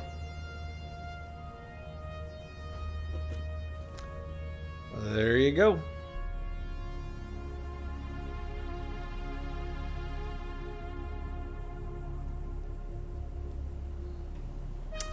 Anyways, that's what a oil lab looks like, even though I did it the hard way, because usually you don't want to take an existing setup you have and then try to turn it into a lab, because you specifically want to isolate certain machines or whatever. And even as I showed you, I wasn't really ready to turn on the lab yet, because in order to test like one machine at a time, you just need to turn the generators, plug it in directly to the machine you're testing. Otherwise, you'd have to wait until the main generator plants are all cleaned out and there's no excess fuel from the previous running setup. So I didn't take the time to do that, and nor do I care to, because that would take a long time to completely flush out everything and start over from scratch. And so I'm not that interested in illustrating it. But if you want to do it, that's how you would do it. You just you know, create an isolated links to each system so that you're only testing one machine at a time, like, you know, oil to refinery to generator, and no other connections touching it.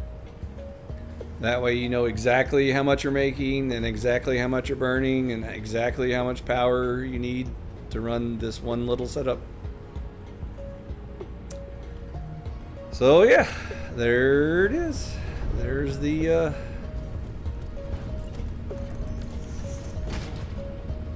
oil lab, and now I'm just gonna turn them all on. So I kind of go back to my default setting of everything being on, and so that way no machines stop running or whatever, and maximize all the energy production and all the harvesting and processing.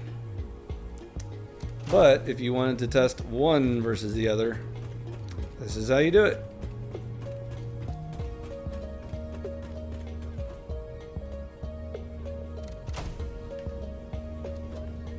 Probably should go turn on the generators first. That way everything has power to do stuff.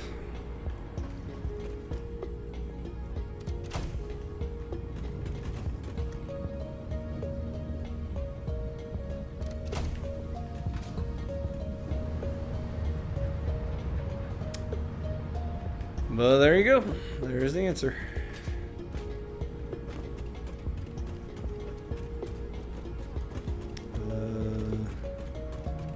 Remember where I put that switch?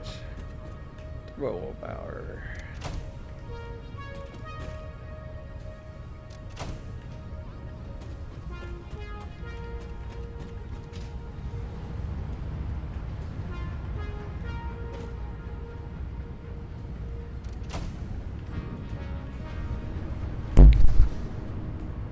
I just hit the microphone. That's exactly why I don't like the microphone in my face while I'm playing. I just punched it. Take that, microphone. Yeah, I'm gonna back it off a little bit so I can not punch it every time I scratch my nose or something.